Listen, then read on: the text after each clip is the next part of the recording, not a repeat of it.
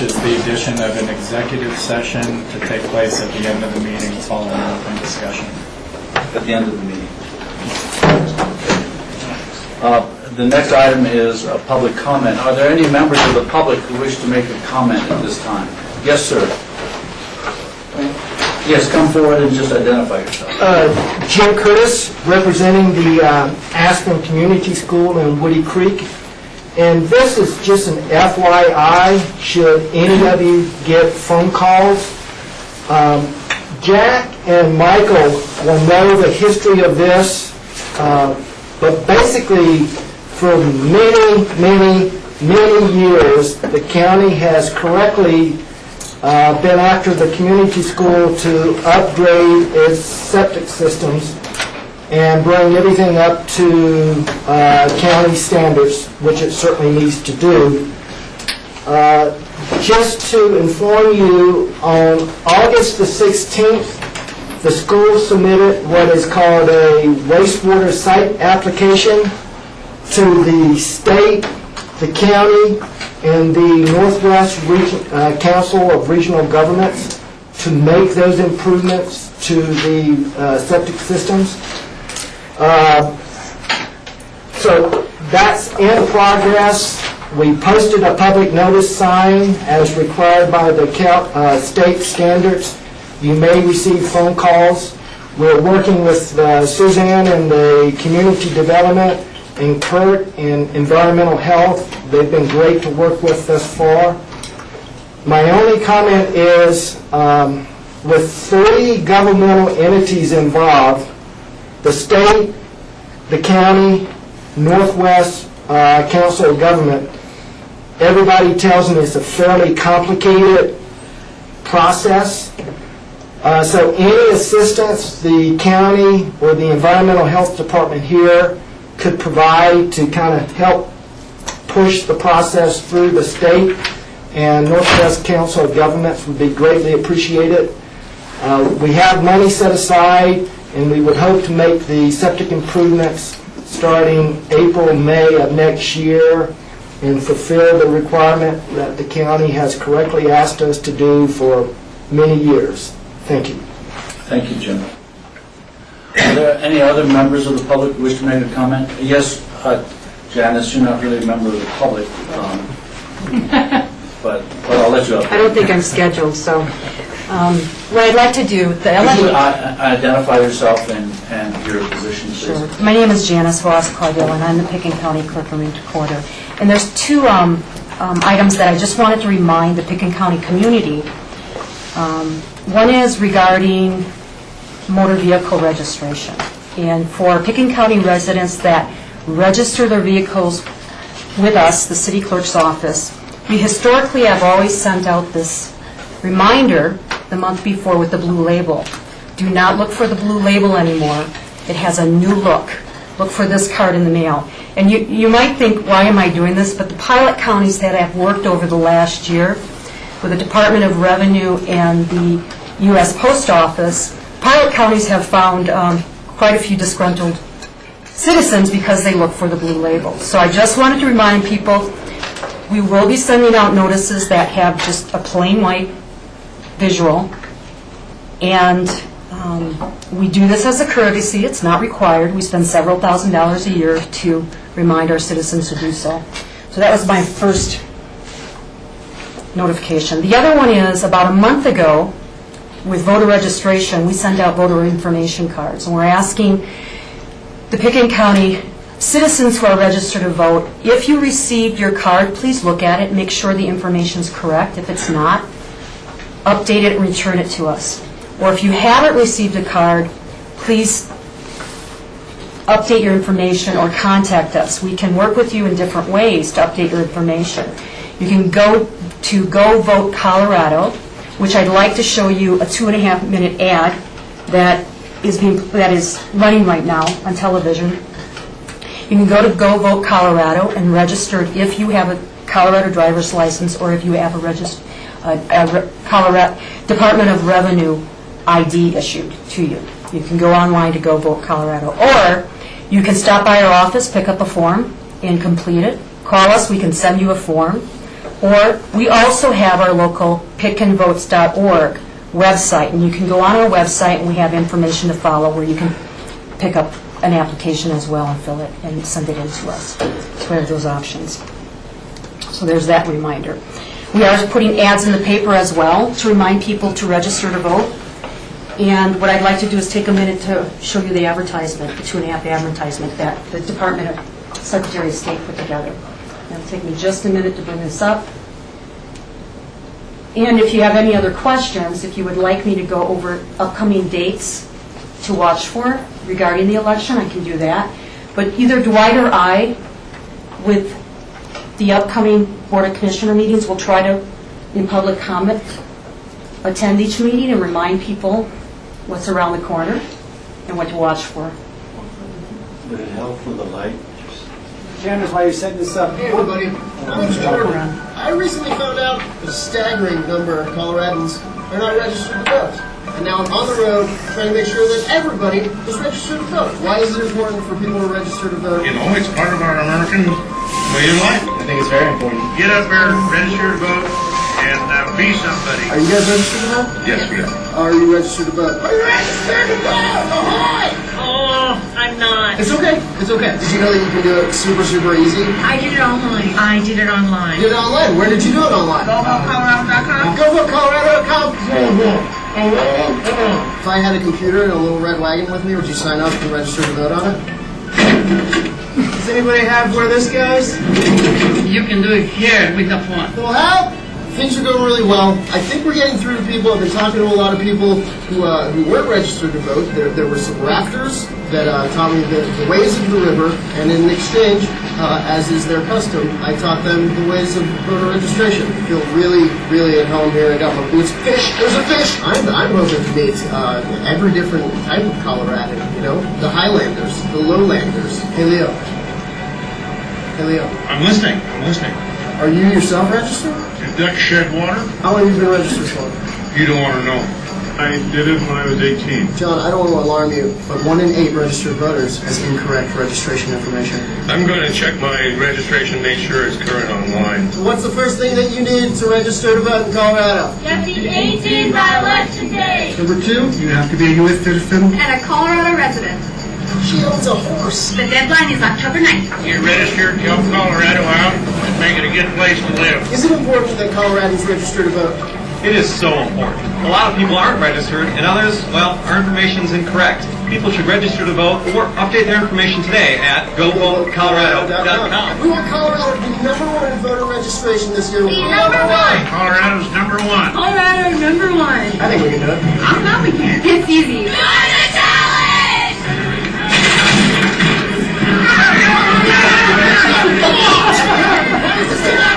Please! Make sure your parents are registered to vote.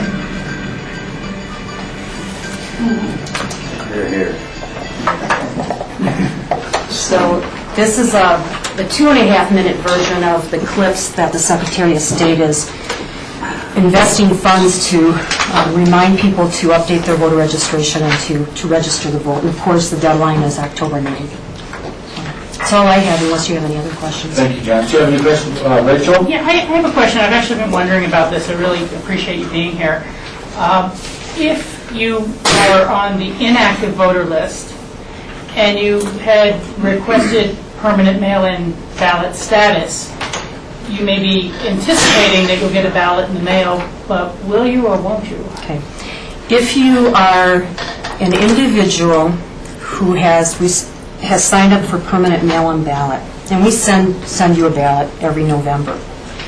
But every general election, every even year election, if you do not vote that mail ballot, you are then kicked into an inactive mode, and that does affect the status of your mail ballot. So, for example, technically, if in 2008 I requested a permanent mail ballot and I voted in 2009, but I did not vote in 2010, that placed me in an inactive mode, and then we mailed you a ballot in 2011. We will not mail you a ballot in 2012 because you did not vote in 2010. It placed you in inactive, and you would have to reactivate your status in order to receive a permanent mail ballot. Okay, and you can do that online?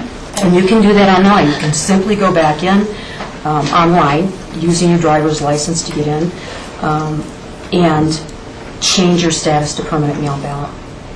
Thank you. Or pull a form, fill it out, send it to us. But we're encouraging people to go online because it is more cost-effective for all taxpayers because we download the information. We don't have to hire additional staff to do the data entry. Thank you very much. Thank Any you. further questions for Janice? Janice, thank you very Okay, much. see you in 2 weeks. Are there any other members of the public who wish to speak at this time? Seeing none, we'll close the public hearing and move on to consent items.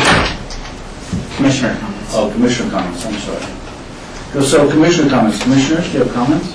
Jack? Yeah, I'd like to speak a few moments about what makes, examples of what makes us such a great community. Going back to Labor Day weekend, the JAS Festival, 3 days of fun and sun. We actually had some really great crowds. I understand from public safety in Somass Village, there's really minimal problems. It also compliments to the crowd. And certainly the JAS organization, volunteers, it was a great time had by all.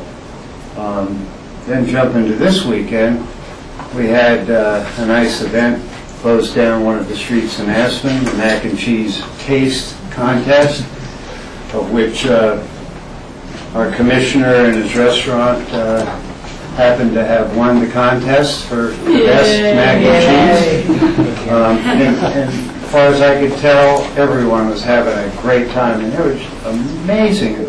I think it's a very nice event because there's tons of people, and I've been here a couple of years or more, that I simply just didn't know, so it seemed to have drawn some maybe out-of-town guests also. Then later on that day, on Saturday, of course, we had the 40th anniversary for Little Annie's. Bobby Mason played, and well, it was a rock and roll time, and looked like fun by all again. Then on Sunday, we had the Aspen Community Picnic at the golf course. And it's such a great venue, and I have to compliment the city council on moving it out there because it's such a nice venue where the kids, there's tons of room, there's fishing, painting, a little putt-putt. Of course, the food was good too, and the company, but it was what looked like it was very well attended.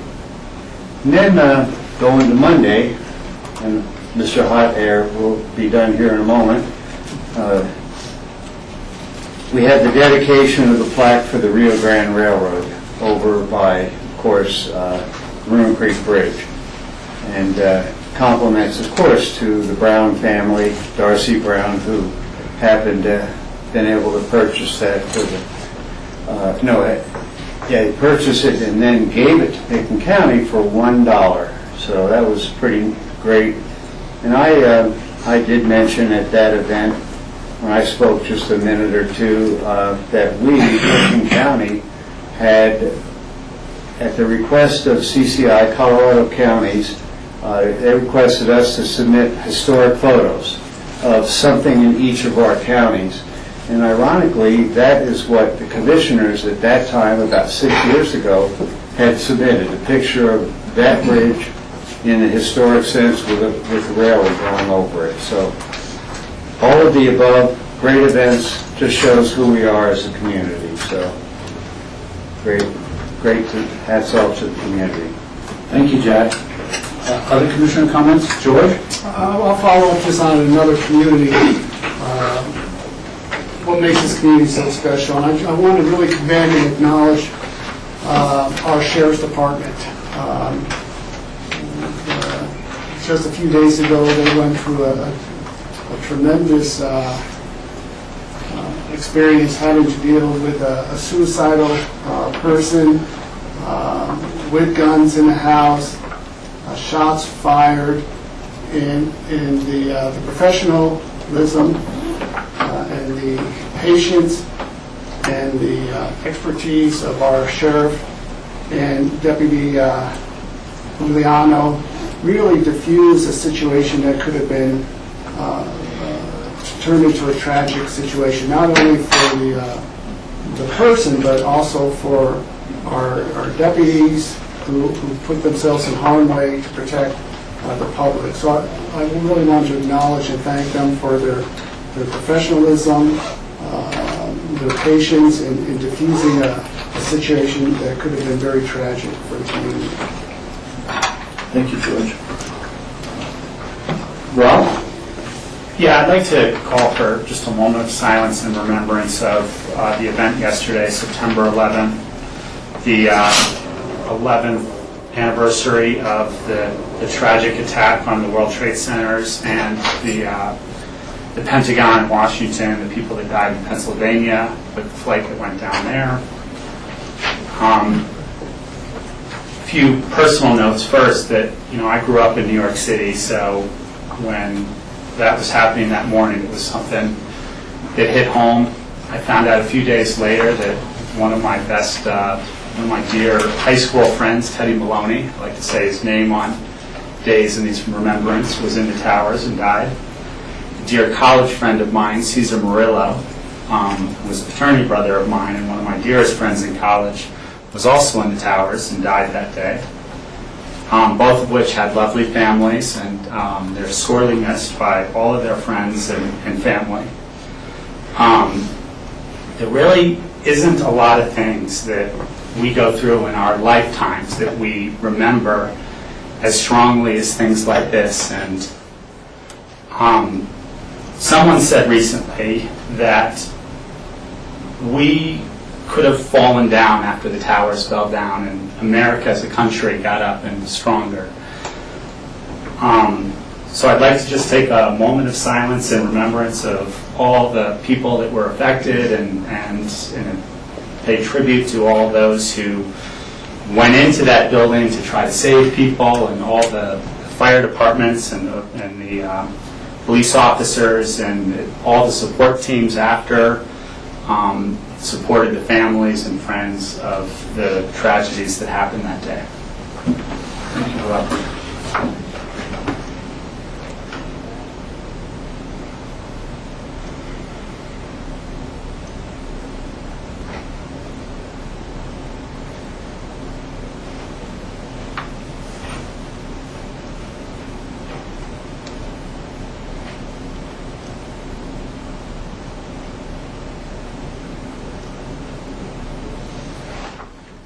Thank you. Rachel? Nothing today, thank you. Okay, we'll move on to our consent agenda.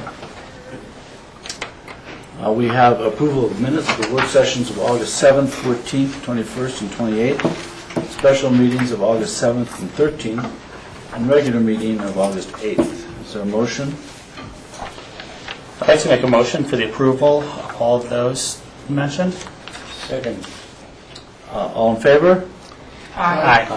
The next item on the consent agenda is a resolution to approve updates to the 3 Picken County TANF Colorado Works operating policies. And Sundin, do we need a presentation, or we just want to vote on this? Is there a motion? I'd like to make a motion to approve the ordinance accepting the assignment of contract for, nope. Something. Updates to the 3 county. Oh, yeah, there we go.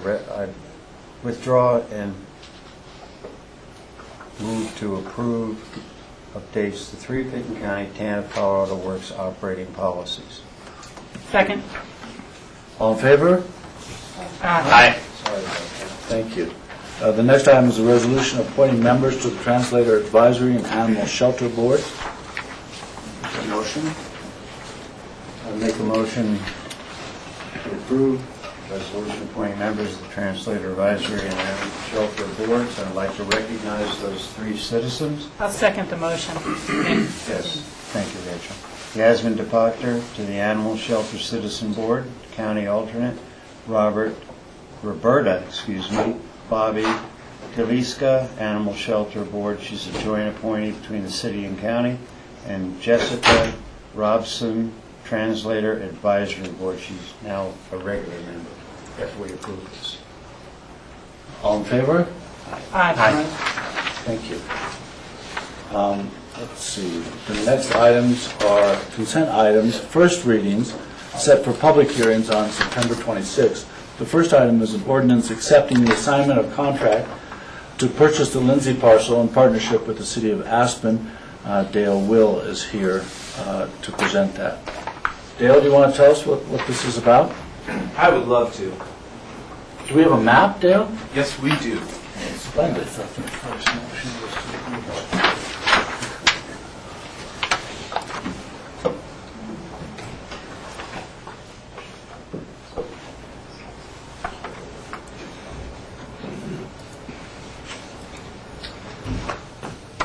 First, let me also introduce my colleagues from the Aspen Parks and Open Space Department, Stephen Ellsperman and Brian Flynn. And this proposed ordinance really represents the latest in a long series of things that we have done in partnership with the city to protect Smuggler Mountain and Hunter Creek and to promote an open space and trail system for our community overall. And another person I'd like to acknowledge here is that a private citizen, Al Beyer, who managed to get this particular property under contract for the purpose of assigning it to us to hopefully include in our open space programs. That was an extraordinary thing that Mr. Beyer did, and I've not seen it done quite that way in my tenure here previously. This property, as we have depicted up on the map, is really an inholding in a great assemblage of properties that, again, are part of our Smuggler Open Space and Hunter Creek systems. The journey of trying to acquire both of these areas really began in the 1970s. A little known fact is that the whole Hunter Creek Valley, a couple thousand acres of it, were once privately owned by the McCullough Oil Company, and we owe a debt of thanks to the Forest Service and the federal government for appropriating funds to buy that Hunter Creek Valley back then, and had they not done so, we wouldn't be here today, I don't think, talking about this. But since then, both Pitkin County, the City of Aspen, and the Aspen Valley Land Trust, as well as numerous private citizens, have worked to put a growing assemblage of parcels into public ownership so that they can be protected as open space for their habitat values and their scenic values, as well as providing recreational opportunities for the public. This particular property is 7.2 acres by our best reckoning, and it's always stood out for me because it contains a good portion of an old landslide that's visible from almost everywhere in the upper valley. That landslide was caused in 1906 by the failure of the flume feeding the hydroelectric facility that used to be in the building that's now used by the Art Museum.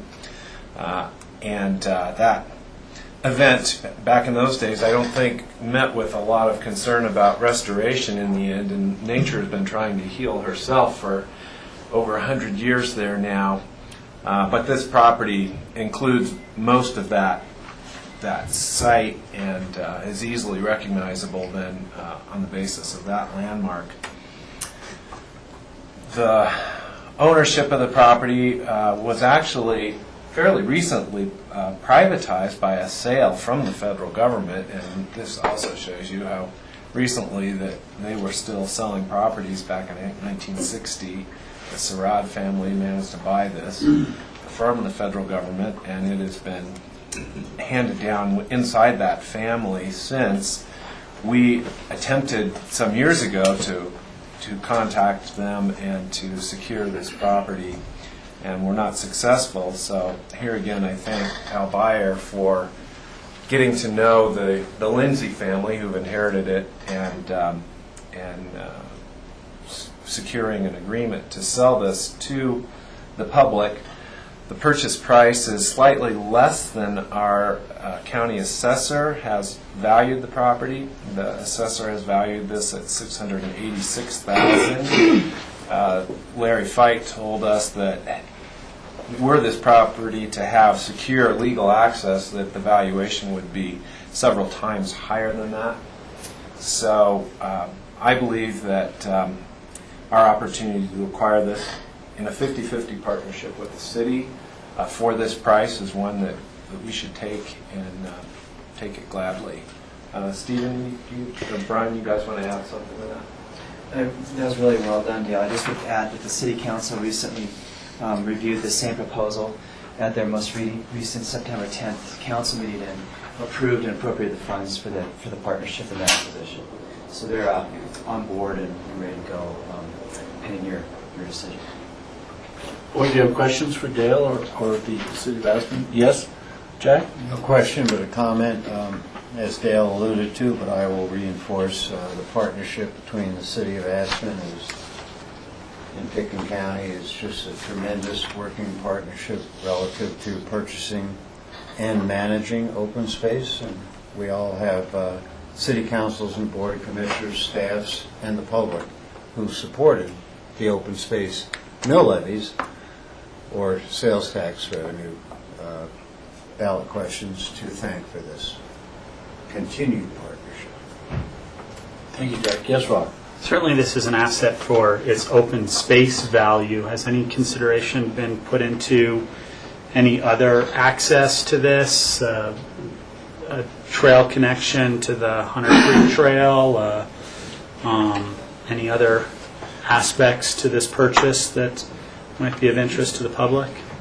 There has been a suggestion of a new trail connection that would utilize this property. That suggestion was made by private parties, and we intend to study that along with the other management opportunities that would come along with this acquisition.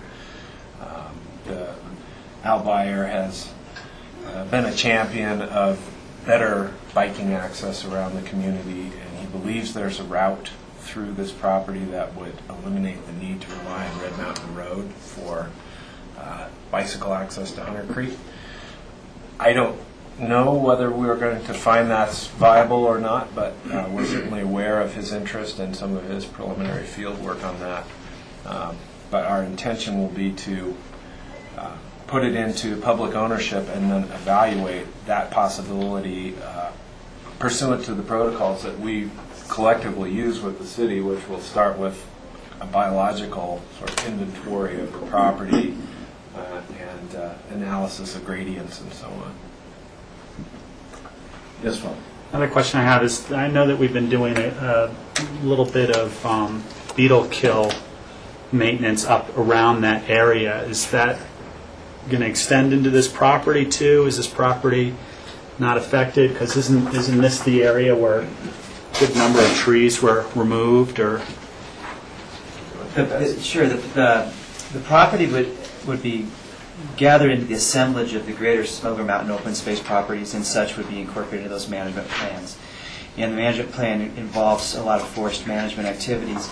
This property's predominant forest canopy cover type is Douglas fir, more than the lodgepole pine, and it's a fairly diverse property. There's, in my analysis of the property, I haven't seen a lot of mountain pine beetle activities, but certainly one of the first things we do is do a full inventory of that, and if there was management needs there, we would definitely use that plan to manage this property and such. Any other questions? Is there a motion? I'll make that motion. I'd like to make a motion, ordinance accepting the assignment of contract to purchase the Lindsay Park parcel in partnership with the City of Aspen. This is the first reading set for public hearing on September 26th. Second. Any further discussion? All in favor? Aye. Thank you, Dale. Thank you, Stephen, Brian. Thank you, City of Aspen. The next item on the consent actions, first readings, is the resolution providing supplemental appropriations for the 2012 budget, January through August. John Redmond and Susan Atwood are going to present. Will you come forward, please?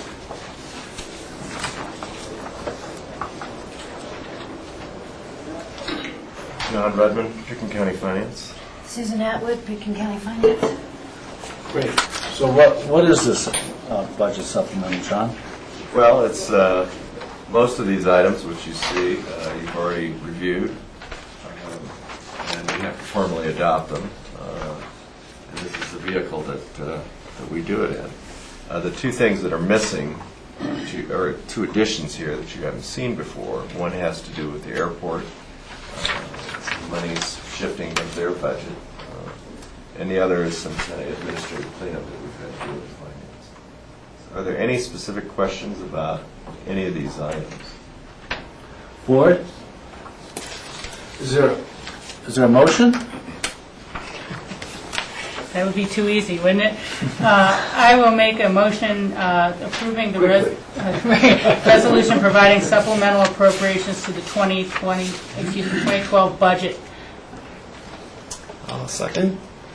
I'll just make the comment to reiterate for the public that to make this really clear, these are supplemental proposals that come to us throughout the year, and this is kind of a cleanup primarily of the last 6 months or so. So we've seen these in work sessions. We've gone through them pretty stringently, and we've made changes to some of them as they've come through. And this is just actually formalizing them into our budget. So it's not that we don't have concerns about these. We've addressed them. So Yes, Jack. Yeah, thank you, Michael. John Ely, question for you. And I understand when we did last year's budget, we combined payment in lieu of housing as well as the employee housing impact fees into one fund. Do they still have, though, a separate use, meaning we can use one set of monies for ABC, whatever the protocol was? So that it's just combined for budgetary purposes. I think so. That would be a better question for. But I was thinking the legal, that's here. Yeah, we had talked about this a little bit before we did that, but the accounting, in essence, hasn't necessarily changed, except that we've taken those, what are really special revenues, they have to be used for a specific purpose, and taken them out of that general fund balance, which for the most part, not all of it, but for the most part can be appropriated as the board sees fit. So we just, it's more for clarity in the budget. So. Yeah, it makes a lot of sense. Thank you. Thanks, Jack. All in favor? Aye. Aye. Thank you, John. Thank you, Susan.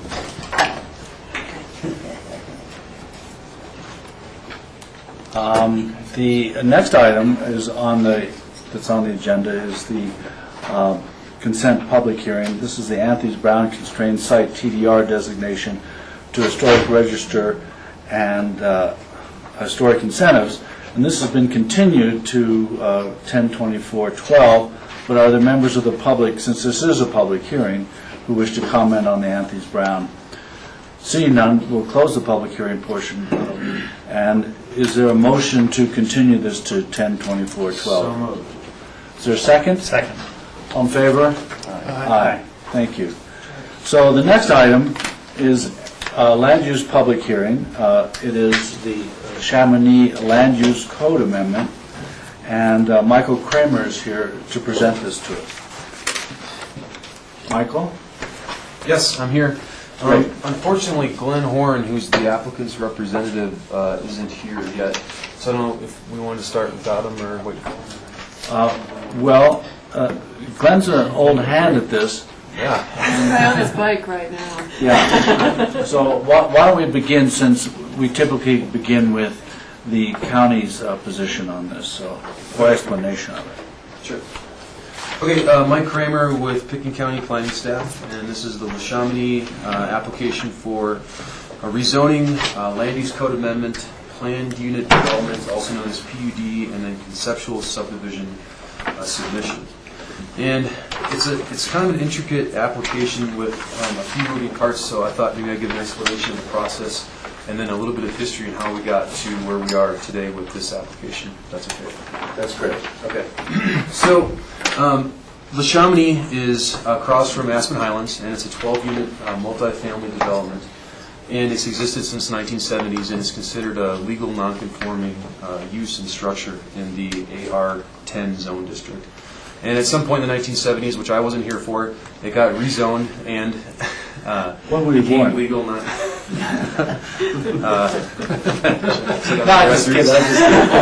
Just kidding. But it's legal non-conforming, and it has a legal non-conforming status. Now, in the past, particularly in 2007, 2008, there were some requests by some individual unit owners in La Chamonix to expand. And the way the units are set up is that they have some basements, obviously subgrade, and then a first floor and second floor. And some of the units do not have full height basements. There were 5'6" crawl spaces. So in 2006 and 2007, there were some applications to expand the basements. There was a request to enclose decks, and some deck enclosures happened on the Maroon Creek side toward Highlands, and also some deck enclosures on the Maroon Creek Road side towards Highlands, and then the Maroon Creek side, there were some decks that got enclosed too. And the board approved those in those years. But on the last application, the BOCC felt that this was not the appropriate way to review La Chamonix expansions. And in fact, a comprehensive application should come in by the La Chamonix Homeowners Association to expand in a comprehensive fashion. And we all know that's the best way to do it, because then we get to look at how everything would fit together and if all the unit owners and HOA agree with this expansion. So fast forward to today, we had this application here by the La Chamonix Homeowners Association requesting this rezoning, code amendment, PUD, and then a conceptual subdivision. And the route that was chosen with this application requires a land use code amendment. And the code amendment comes in the form of a multifamily zone district. And currently in our land use code today, we do not have a multifamily zone district. And the applicant proposed that we create a multifamily zone district for La Chamonix. And with that, if the code amendment would be approved, they would rezone to this new residential multifamily zone district. And within that, they would then have a conforming status. And in doing so, in the analysis that Glenn put together, some of these units still can't conform to the newly created zone district, this new RMF. So he also requested planned unit development approval. And what the planned unit development approval is basically a request to vary certain setbacks and floor areas in the newly created RMF zone district. And what's happening is that when the analysis was done, there's a 100-foot road setback from Maroon Creek Road right away. And there's a couple units there that can't comply with that 100-foot road setback. So the request is to vary through a PUD those road setbacks. There's also 2 units that can't comply with the newly created RMF zone district floor area. So the new planned unit development would also propose that those units be able to be conforming and approved in the planned unit development. And that's the reason for the PUD request. And the important thing about this application is that in our land use code, a planned unit development cannot be applied for unless conceptual subdivision is also applied for. So I just want to make it clear that there's no subdivision of land going on right now.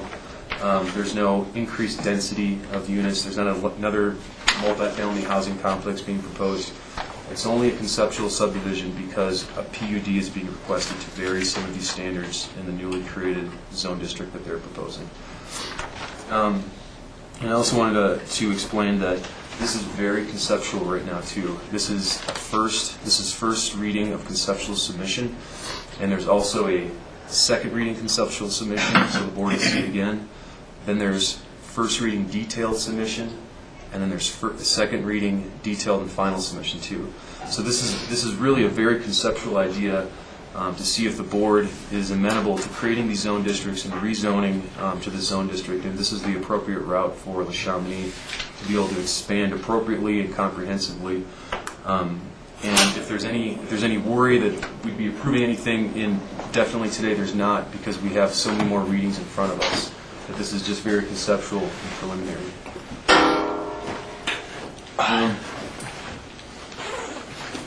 So that's the basic tenet of the application, and there's a few things that would go on with this application. The request also caps floor area for Chamonix, 12 units, and Glenn's proposing 2855 as a floor area cap for them. And there's a chart on page 2 of the staff memo that outlines the expansion potential. And some have the ability to expand basements, some don't. Some have the ability to enclose decks or do other minor expansions, some don't, and that's outlined in page 2 of the staff memo. So I guess, and finally, staff's discussion points on page 2. We had a little bit of some worry about the request to expand this much floor area and not require transferable development rights or growth management. And as you know, in our land use code, when someone exceeds 5,750 square feet of floor area, the use of a TDR is required to gain that floor area, or one has to compete for an allocation and growth management to gain that floor area. In this request, Chamonix is asking to create an exemption from growth management and the use of TDRs to capture this floor area for the expansions. And Glenn actually had a really good point when we were discussing this. The 5750 is a single-family residential floor area number, growth management exemption that we have, and we don't have a multifamily growth management exemption. And to this day, we haven't really discussed that either because we don't have the zone district. So Glenn would like to have that discussion to try to understand if this exemption is appropriate, if another number is appropriate. And just maybe flush out some ideas with that too. But that was one concern that staff had when we were reading this code amendment, that we either capture TDRs or we compete in growth management for the floor area, or do we exempt it, or is there another number that we should be talking about? So with that said, that's the basic conceptual idea of the application, and I can hopefully answer any questions that the board has. Board, are there questions? Yes, Jack? Mike, I had called about asking about minutes from the P&Z. Is this, are they available? Yeah, I have them. Do you want me to hand them out? I appreciate it. Disappointed that we didn't get to read them beforehand. They are instructive as far as the thinking of the P&Z, especially when we're going to create potentially a new zone district and we're being requested to exempt from growth management this potential growth, as well as exempt it from the other alternative under residential scenarios, single family TDRs. So thank you for this, and I need a moment to preview this. Yes, George. A couple of questions. Maybe sort of jumping the gun a little bit, but for the request to try to add square footage in the basement areas and even enclose the decks. I know a year or two ago, just recently, Chamonix went through an extensive stabilization project to prevent those decks and potential of that project from slipping down into the creek. So excavation, will that have any impact on that, jeopardize that stabilization at all? Do we know? That's a good question. We can ask Glenn that when he's got a chance to talk. I don't know that. My other question is this request to go through this process in terms of the PUD, and we had something not similar, but a request up at Red Mountain just this last year, I think, to allow some homeowners to increase their FAR in terms of an equitability issue. And I forget, do we have to go through a new, I thought we went through a new code amendment or on that as well. I'm just trying to see how similar this is to what we did there. That request was from the ridge of Red Mountain. There were 5 lots out there that requested to rezone from R30 to R6. And the board heard that, I think, in late July, that was. And in that process, they were requesting to rezone to R6 to create eliminate their non-conforming status and create more, what they said, equity among the homeowners as far as floor area. And that request got put back to the P&Z because of the change, and that'll be brought back to you either in the second meeting in September or October. But they didn't have to go through a PUD process for that, so this is a little different. Any other questions for Michael? Yes, Rachel? Mike, thank you. I guess I'm curious that with the new proposed zone district of the residential multifamily, a number of the units still don't comply, and it still needs to have a PUD overlay or underlay. And so I'm wondering, why not just do a PUD and make it legally conforming that way, as opposed to creating a new zone district as well? I think the answer to that question would be that we don't have a multifamily zone district currently in the code, and maybe Suzanne can help with this one too. I don't think we can apply a PUD designation to create a use that is not in the code. I think that's the reason for the new residential. Well, you still have the non-conforming use of the multifamily units. I think through a PUD, if you just stayed at AR10 and then went PUD with that, there's certain things we can vary with the PUD. I don't know, I could look, but that we could allow more floor area. So I don't think you can get through the PUD a floor area variance. Essentially, that's what you would be looking for. Usually we're varying lot area setbacks, but I don't think that's a way to acquire floor area. So really, I think it's the new zone district is looking at what's the appropriate floor area, given that this is a multifamily complex. Then we'll get to you in just a second. All right. I would like continued dialogue on that. But again, the page 3 of 11 in our packet, it's actually Exhibit A, not to confuse things here, but it says the intent, the residential multifamily zone district may only be applied to existing multifamily dwelling units. This zone district may not be applied to lands that do not contain legal multifamily dwelling units. And it just sounds as if some are still going to be non-conforming, how can we apply this zone district to it based on this language, this second sentence, that it may not be applied to lands that do not contain legal multifamily dwelling units. And the legality there, the statement of legal is towards when these units were built, they were legal in the zone district that existed at that time. So that's the reference there really is to the legality of the use, not getting into the nonconformity that would remain. I'll have to have help since I'm not as familiar with all this, but the nonconformity that remains under the new zone district is a size nonconformity, is a floor area? Exactly, it'll be okay. two units some of them and some exceed gross. the allowable floor area. But so here that we're just saying that the use is legal. That in order to be in this zone district, you already have to have, those multifamily units have to have been legally created in the first place.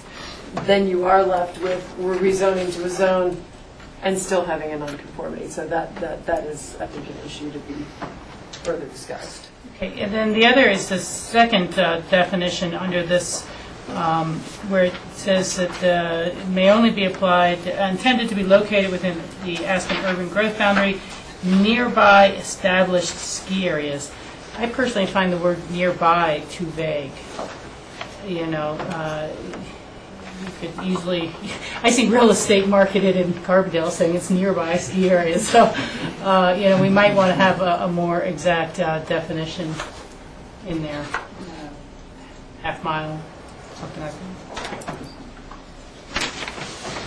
that. Any other questions for staff? Glenn, are you ready for your presentation? We missed you. Yeah, I apologize. That was my fault. I was watching on TV when Dale was talking, and it just went so fast. I rode over here as fast as I could. Are you saying you fell asleep? So proceed with your presentation, Glenn, and also you heard some of the questions that essentially pertain to you, so if you can answer those in your presentation. Yeah, I'll just do this in the course of the presentation. Suzanne is kind of substituting for Lance, who sat through all the hearings, and we had a lot of meetings about this, so I'll kind of correct some of the things that Suzanne discussed that were just, she just didn't have the background to know why it was done that way. But, okay, so my name is Glenn Horn. I represent the Chamonix Association Incorporated. And Rick Jones is here. I want to introduce Rick. He's the president of the association, and he's had the task of trying to keep 12 different owners together through a really tough process where they stabilized the rear foundations. You remember that from last year, and that project that went on, which was really quite a feat to keep these 12 individual owners together. And then we knew we had this issue coming up of the whole rezoning, creating a new zone district, trying to deal with kind of an equitable distribution of development rights amongst the 12 owners. And, you know, I can tell you from watching Rick, it hasn't been an easy process for him to be the point person for all 12 of these owners, and he'll probably speak to that as well. Another thing I want to mention is Alice did, she wrote this application, did most of the work, so. Alice? My wife. And what's her last name? Davis. Yeah. So typically she would be here, you know, to assist with this, but she can't be here, so I'm trying to cover, you know, everything that's come up, and you know, I've been studying it, and I think I can handle almost everything, but there may be a few things that come up that we'll have to check with her. Another thing I want to mention is that the association hired Scott Broughton as an architect to go in and measure all of these units and determine, you know, what is the existing floor area and what the proposed floor area could be, because we didn't really want to deal with assessors' information and estimates of what floor area is, so we thought we needed to know exactly what was there based upon the definition in the code of what floor area is in the urban growth boundary. And Scott had several meetings with Joanna to go over what he was doing. So I can say with quite a degree of confidence that the numbers that we're throwing around for floor area in this application are very accurate, and we think they represent floor area as defined in the code. And that's really important, because a lot of times when we're in an application process, you know, we're discussing numbers, and we say, well, those are assessor's numbers. We don't really know what the real numbers are, but we do. And it was at great expense to the applicant to come up with those numbers. So in terms of what we're doing today, Mike touched upon a lot of the things that I'd like to do is try to address first the conceptual issues that are involved here, because there's a lot of different things going on in this land use application. And what I would suggest is we start with the conceptual issues and try to work through them, and then get into the more detailed issues later on. For example, when you get to the floor area, it is a pretty detailed discussion. But I wanted to talk about the location and the site characteristics, give you a little background related to the Chamonix and the Highlands base area in terms of how we got here, discuss the proposed new zone district and why we even went there to come up with a new zone district, discuss how the site qualifies for rezoning based upon the criteria in the code, you know, assuming that we do have a zone district that applies, why this whole PUD idea came up, which is something that, you know, we were reluctant to embrace because it really adds a whole another layer of complexity to the land use review, and that we would end up going through a conceptual review both at the Planning and Zoning Commission and the Board of County Commissioners, and then coming back and going through detailed and final plat.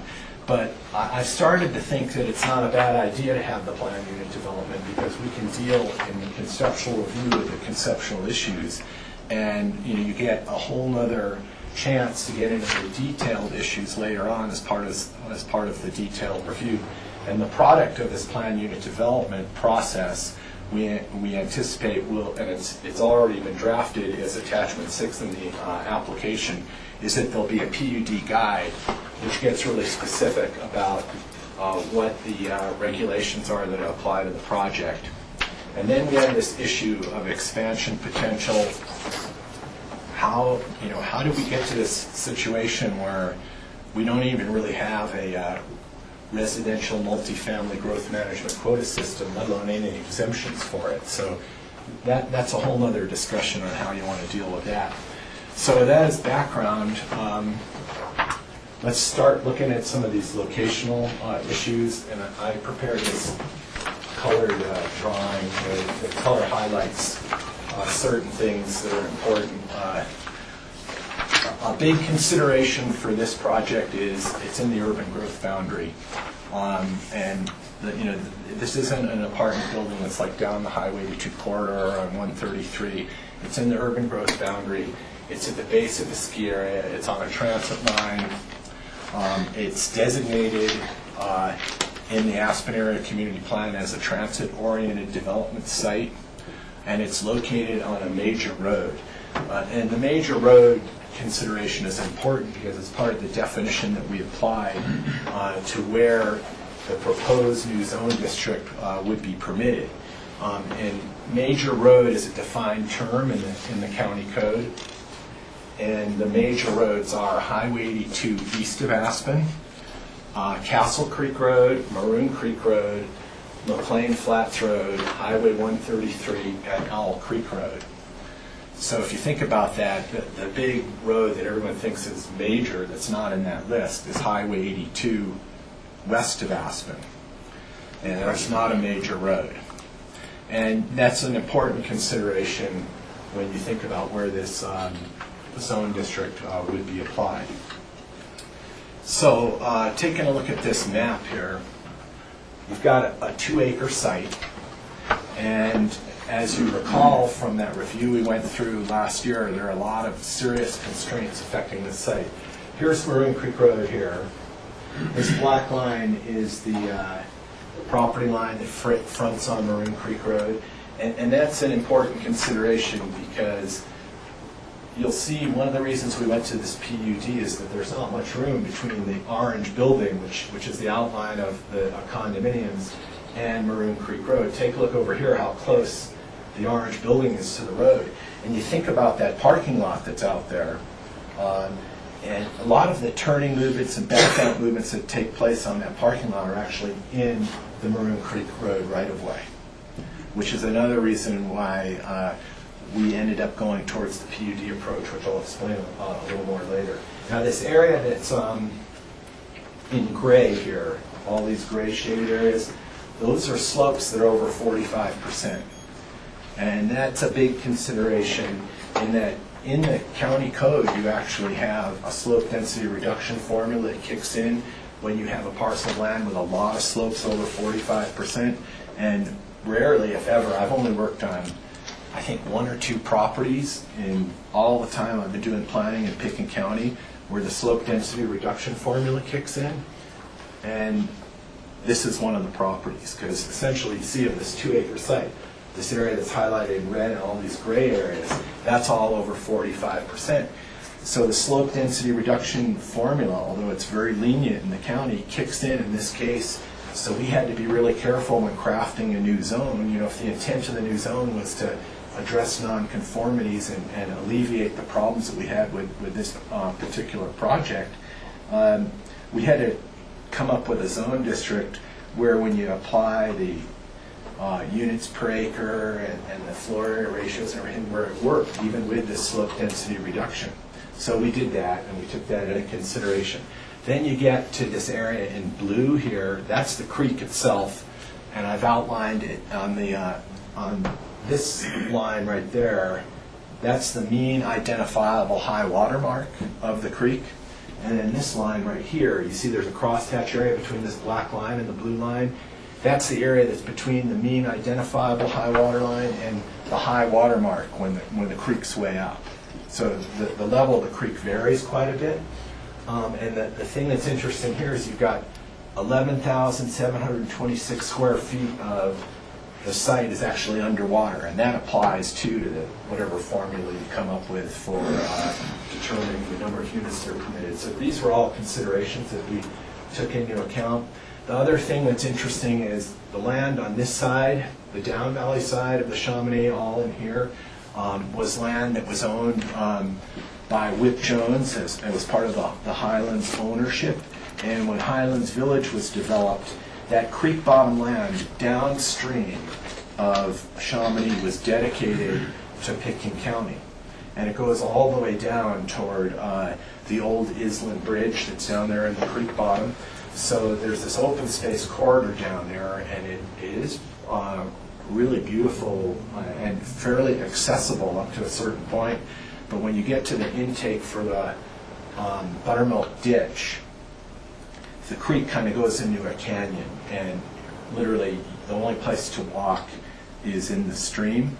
But the Open Space and Trails Department said, they'd like to explore the possibility of developing a trail down there or linking up the open space so it's continuous. So we've outlined this area here that's about 20 feet wide, that's above the high water mark and on the steep slopes, and are proposing, based upon the request from Parks and Open Space, to dedicate about 6,300 square feet of land right in here for open space.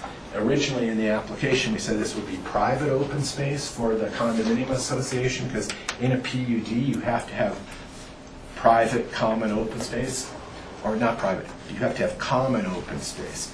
So based upon the request from the Parks and Open Space Department, the Chamonix Board has discussed it, and they would be willing to dedicate that open space to Pitkin County as part of this application process. And one of the products of the process will be the development of a plat, a condominium map, and we envision, if things go through and everything gets approved, that we'll go ahead and dedicate that open space, which I think would be of value to the community.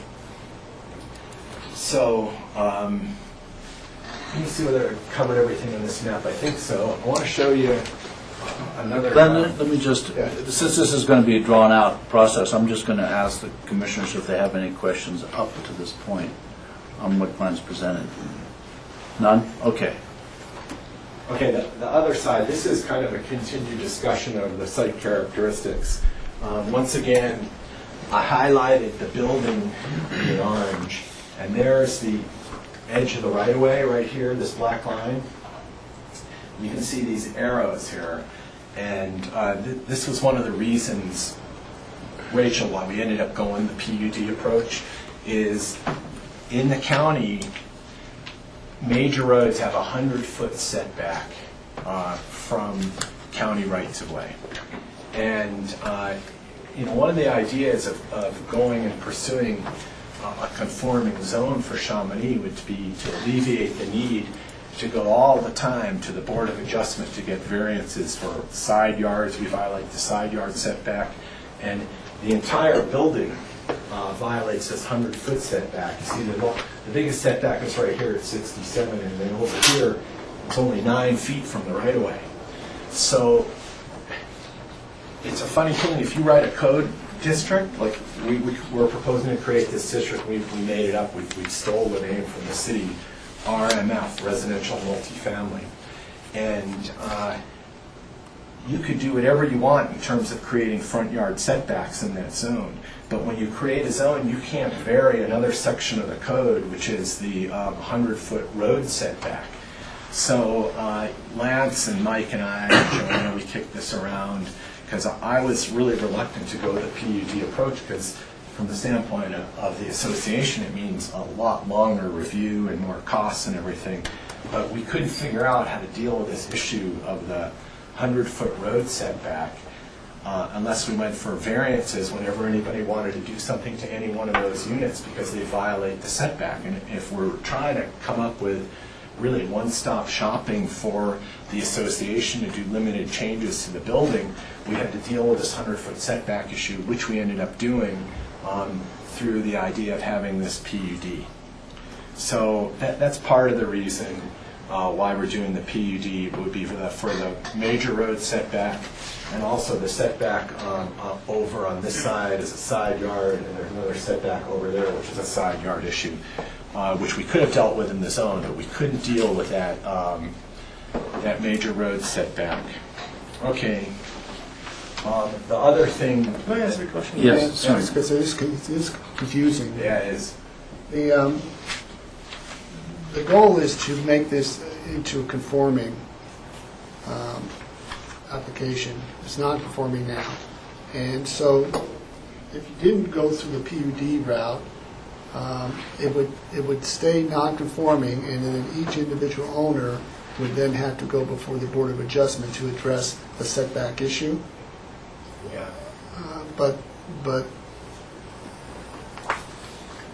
going through the PUD process eliminates that individual application each time going through for the Board of Adjustments, and you could just submit it as one application and address these issues and make it conforming, even though you're still not addressing the setbacks, because the setback varies between all these different units. Well, George, if you flip to attachment 6 of this book, you have one? I just have it down. Well, if you take a look at this attachment here, 6, you got one there, Mike, that I can use? I have that down over here. Okay, you got it. In here, this is the PUD guide. And what we did in the PUD guide is establish some things that are unique for the different units that we had to do. And among those things were the setbacks for each individual unit. And this is all going to be memorialized and documented in a PUD plat. We're required to do that, so we can establish all these things in the guide, and that will be consistent with what we put on the plat. So there's something that's recorded and documented that says how we address all these issues, with the idea being we don't have to go to the Board of Adjustment all the time for things. But one of the things that I want to touch on, and I was going to get to that a little later, but I might as well deal with it now because it relates to your question, is this whole idea of nonconformity. Because there are two ways that you can be nonconforming in the code. One is the whole issue of nonconforming use. And what you have here is that this is it's agricultural residential district, minimum lot size 10 acres. But when you look first at the use issue, you can't have an apartment building, multifamily units, in the AR10 zone because it's for single-family residential and agricultural uses. So we can't, through the PUD, vary uses. The county PUD process is set up to deal with architecture and varying dimensional requirements. But there's no capability under the PUD provisions to vary use. So we dealt with the use issue by writing a new zone district because there was not a multifamily residential zone district in the county code. It was eliminated back when the 2006 code was prepared. We thought we found some zone district in there, which we can't even think of why it's still there or where it's applied, called AC Rec. And when I found that, I was all excited because I said, we don't have to write a new zone district. I gave it to Mike, and actually it was Suzanne that burst our bubble because she looked at it and said, yeah, if you read the code really carefully, it says that it can't be applied to any other properties in the county other than the ones that it's already applied to. And I still can't figure out which one that is. Good to know.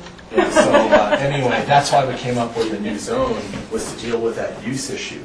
And then the reason for the PUD was to deal with the variation in dimensional requirements. And then it was kind of dumb luck. We found out later on that the PUD would really be good for dealing with any possible architectural changes to the building. So even though that was not our intent for going in the PUD direction, Lance had suggested we go PUD, which we didn't want to do. Later on we realized that's good because we can deal with any kind of architectural reviews that might be required should someone come in the future and say, let's raise the whole building and do a new apartment building, then it would all be subject to a PUD process. So anyway, that's kind of a diversion from where I was going, but it answers your question, George. The next thing I want to talk about was the background and how we got here. we've all discussed this a little bit, was the 74 downzoning really took everything but the old Highlands Inn, the Maroon Creek Lodge, and the base area at Highlands. It made it all AF1 at the time, and now it's called AR10. So the only intense zoning that was left at Highlands was right at the base where the Highlands Inn, the Maroon Creek Lodge, and the Highlands base area was, and that was all called an AR1 at the time. And the heather bed became non-conforming. This structure became non-conforming, and it was, pretty. It was a product of the times. Not only was it non-conforming, but given the climate at the time, the commissioner said these uses are going to be abated in 5 years by 1979. So, when 1979 came around, a lot of uses in the county that were supposed to be abated were still there, and the county commissioners came up with this idea, well, we'll grant a special review as an exemption from the abatement provision of the code. So all these non-conforming uses that were all over the county came in and went through the abatement provisions, and most of them were in the Highway 82 corridor. If you remember some of the lodges out there, Park Meadows, Pomegranate, Holiday Inn, which became an Inn in Aspen, and so on all the way down the highway. And then there were things that were coming up where you had deteriorating facilities and the different non-conforming uses that had gone through that exemption from the abatement provisions. A couple of years later, they said, our buildings really need some work, so they came up with a special review process to make alterations to non-conforming uses. And there were a lot of alterations made, and then later on when the code was amended again, they just came up with some language in the code that said if you wanted to make changes to non-conforming uses or structures, and they're big changes, you would have to go to the board. Little changes could be reviewed administratively. And if you recall, there's 2006, Jack, you're going to remember this. Rachel, were you on the board in 2006? Yeah. So, Jack, you'll remember this. The last unit that came in to make some changes was in 2006 at Chamonix. And there had been several before that. And at that point, the board said, look, we're not comfortable reviewing changes on a unit-by-unit basis. And actually, that resolution said, don't come back to us again. It was in the minutes. Come up with an overall solution for the whole project, because we don't really want to do these on a unit-by-unit basis. And that was the direction given by the board. Mike, I think you handled that case, didn't you? So, I read that, and our idea was to address an overall plan, which was the direction of the Board of County Commissioners. And the first time that anything from Chamonix came back was last spring, when you approved that new retaining wall. And I think we mentioned at the time that we were working on this application, but really wanted to do one step at a time. So anyway, that's a little bit of the background, and then Rick may want to add to this. The other issue that's going on, which is more an issue for the owners than it is for the county, but it certainly is a public issue, is the condominium plat for the project is really archaic. And it showed a lot of these basement spaces as general common element. And it was never contemplated that people would be expanding their basements into general common element, and having a unit in that area. The board was aware of this, and what they did as kind of a stopgap measure is they ended up calling those basement spaces that were created limited common element, but they really shouldn't be limited common element. If you have an improved space under your unit, it shouldn't be a common element at all. It should be private space.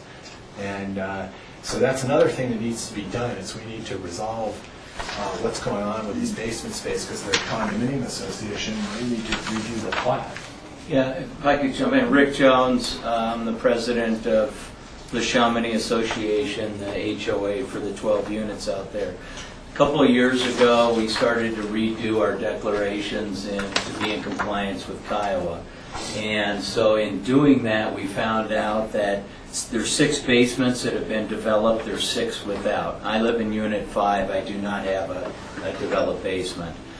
So when we started to do this, all of a sudden we found through our attorney that people that had gone down into the basements had done it into a common element and didn't actually own their own basement. So then we needed to address the basement issues, so for equity purposes, in terms of the 6 that have it and the 6 that don't. Hopefully the 6 that don't have it can expand into it, and then each person can own their own unit all the way top to bottom. As it is now, we changed it because without a plat we can't, but we changed it so that the people that do have a basement, it's limited common element, so it's under their control, but it's actually owned by the HOA itself.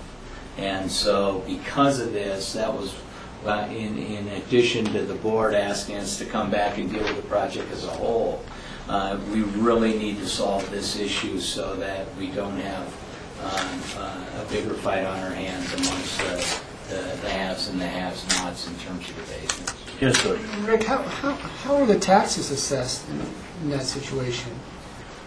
I'm not exactly sure. It's everybody has been assessed according to their unit through the tax assessor, and they don't make the distinction on the HOA owning somebody's basement right now. So if it's important to you, I'll find out. No, I'm just curious. So then if you go that route, then each individual owner may see an increase in terms of their taxes because they're going to have clear ownership of that basement space, correct? I'm not exactly sure about that. I think the ones that are developed now are taxed on that, and then the ones without a developed basement, crawl space, I don't know how that's taxed, to be honest with you. Yes, Rachel? Thank you. Kind of while we're on this ancient history here, what was the original total FAR of the project before all these additions and basements and enclosures started to happen? I don't know the answer to that. We could calculate it because we have all the data and figure out like if the basements hadn't been added, what it was, and we would assume that was it. Okay. But I don't have the answer. And We have 5 improved basements. The basements were about 500. 6. Yeah. And 6 so- have basements, 6 without. But the unit 1 is the largest unit there, and it was originally built with an apartment down below, and we call that their basement. But it's part and parcel of that. Since we're having a number of readings on this, I'd like to have that information if possible of what the original seemed to be without the deck enclosures and the basements. All right. And I'm wondering, it just strikes me as so curious there's no residential multifamily zone district because a lot of things, I guess, developed before there were various elements of the code, because you think of the Airport Business Center, and obviously there's a lot of multifamily units there. But is there a requirement for affordable housing currently for condominium or multifamily at a certain size level at all? Is that just kind of exempt in our code? Or I know there was an affordable housing requirement when Highlands was redeveloped, and that's a little bit of the troubling issue for me. I'm not sure if it's an overall roadblock, but it just seems to be an incremental growth in size, and yet because we started at one point, there's no affordable housing required. You move forward, there's no affordable housing required, and it looks like the expansion potential, just doing rough math, is about 5,960 square feet total. So it's over the 5750. But it's just been this incremental getting up there. Now, again, granted, no single unit passes that 5750 threshold, and that's the threshold for single-family homes. But that has just struck me as one of the challenging elements of this. And, I would be particularly concerned if it's to go forward, and then if there's ever a demolition and a rebuild, does it, take on that grandfathered status of all this new floor area, and then no affordable housing be required after a demolition, because it's grandfathered in. Maybe that's something that could be addressed in the PUD as a footnote, that should there ever be a demolition, there should be new requirements. It's something we can look at, and I don't know how we've addressed it in the past, but under the impact fee, it does have a statement that multiple residential structures on one property shall be considered as one structure. So that would say to me that 57 threshold would apply across the property, in which case then expansions would be subject to fees. I haven't dealt that much with the fees, so I'd certainly want to run that by Lance, but we can certainly have more conversation. Yeah, I think that's something that we just can't ignore, and it shouldn't be a last-minute surprise to anyone. It may be something that, through your work now, you'd like to limit it to slightly below 5750, and it looks like an elimination of about 270 square feet from the expansion potential, and you'd fall below that threshold. That might be a simple solution. It may be worth it to pursue another path and to see what these fees could actually be, but that's a little bit of an issue for me.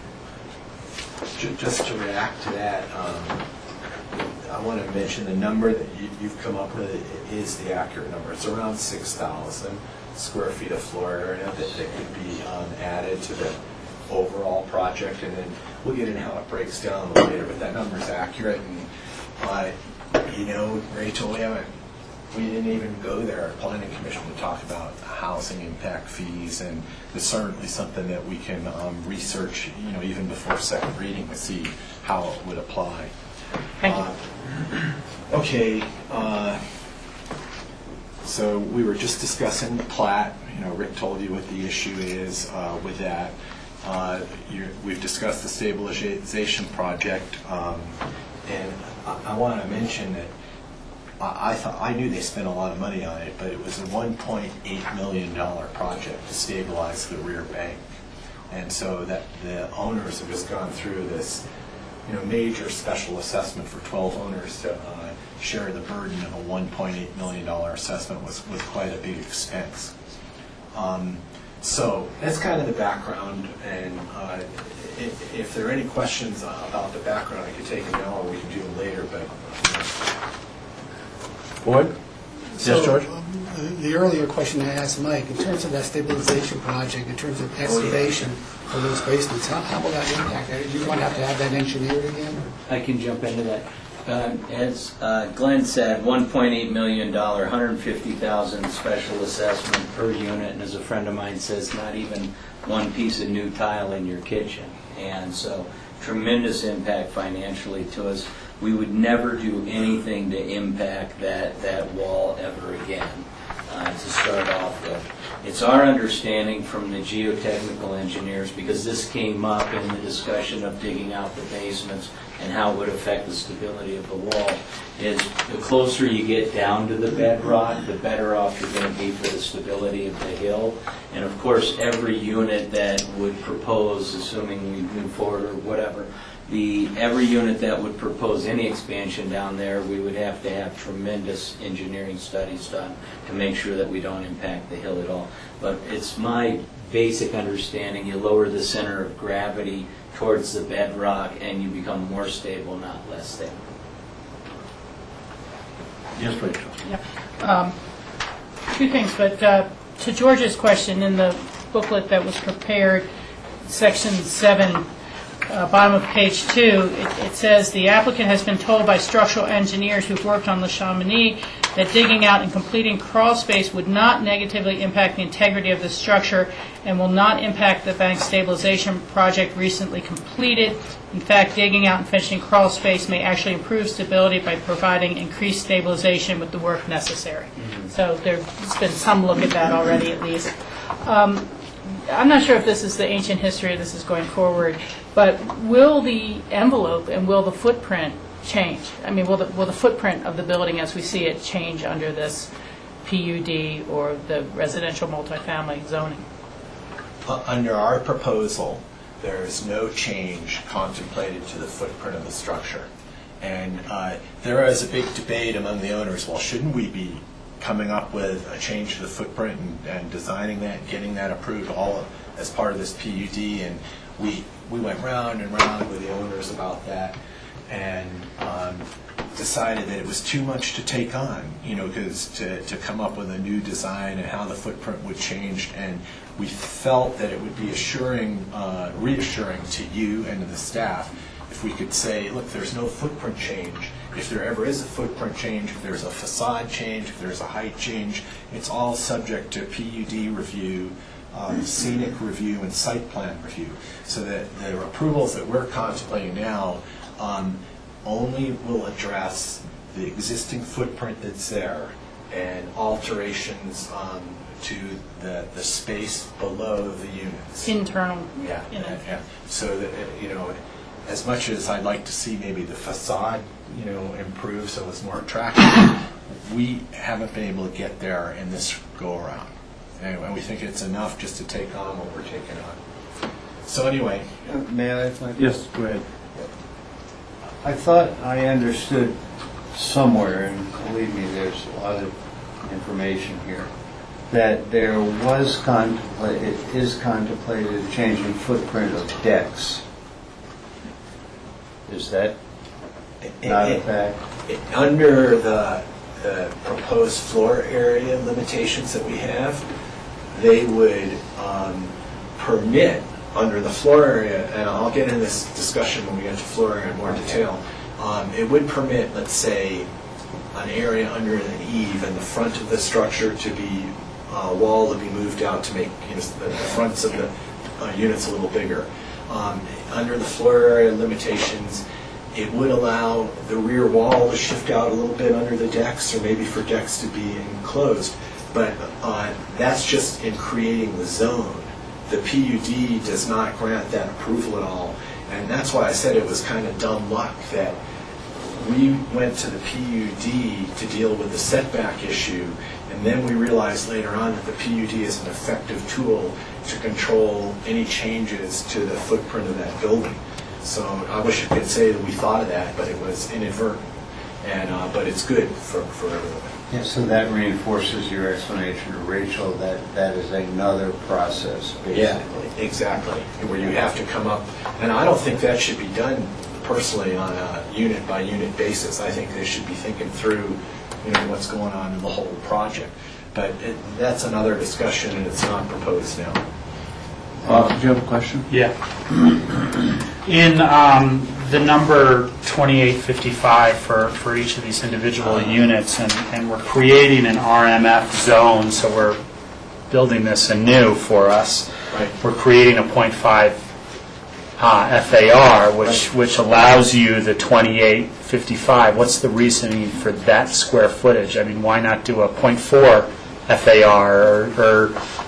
We're creating this as a new amendment to the code, so what's the reason behind the proposal for this zone district to have a 0.5 FAR? Well, we went through all the different possibilities, 0.49, 0.48. We wanted to keep it round, floor area ratio, and we ended up with the 0.5. That's certainly open for discussion. And if you look in the PUD guide on attachment 6, the first page, it shows what the potential floor area expansion is for each unit based upon that. And this kind of goes to a point that came up earlier where we talked about which units would be over that 2855, and there's only one that would exceed 2855, and that is unit number 1. And you can see what we were trying to do was make all the units conforming, and we actually had a higher floor area ratio, and that would make unit 1 conforming as well. But we felt that it created too much expansion potential on the other units, so we settled on the 0.5, and we said what we'll do is, through the PUD mechanism, vary the permitted size for unit 1 to be over the 2,855, because you can vary dimensional requirements as part of the PUD. So we didn't want to make Unit 1 non-conforming, but we didn't feel like we wanted to increase the expansion potential of every other unit to be the same as Unit 1, because it's a unique unit. So that's what we used the PUD approach for. So that was a big consideration. But we spent, I don't know, hours in conference calls with the owners trying to decide what was going to be the floor area ratio. And we have chart after chart showing what all the implications were. So it was a big topic of discussion. And I think you'll probably talk about it too. Yeah. So just let me kind of reiterate to make sure that I've heard you correctly, that the new zoning, the RMF, makes everything compliant except for one unit. That one unit will become compliant through the PUD process in square footage area for that particular unit. Although we're kind of creating this new RMF zone, so it's kind of up in the air in terms of what FAR ratio we put on this new zone. Yeah. So I think as a board, and I'll direct this comment to the board, I think as a board we have to consider that if this zone is going to be used anywhere else, we need to create the proper FAR ratio so that it could be used uniformly across the county, and then make any adjustments to this that we feel are needed through a PUD process. And I'm assuming that if we made that 0.4, we could still make a variance in the PUD process to any others to get to pretty much the same thing here. Yeah, you understand it completely. You can do that. Okay. Rachel? Yeah, just, I realize we have a lot of topics to cover, and one thing brings up the next, but, it may be more appropriate that this name is more like residential multifamily -SA for ski area, and that, because it's not intended to be applied across the county in its own definition, so we might want to, make that clear even in its title. I do want, at least at the next reading, to have a more clear understanding of what it could or could not apply to. The Heatherbed, is that all affordable housing now?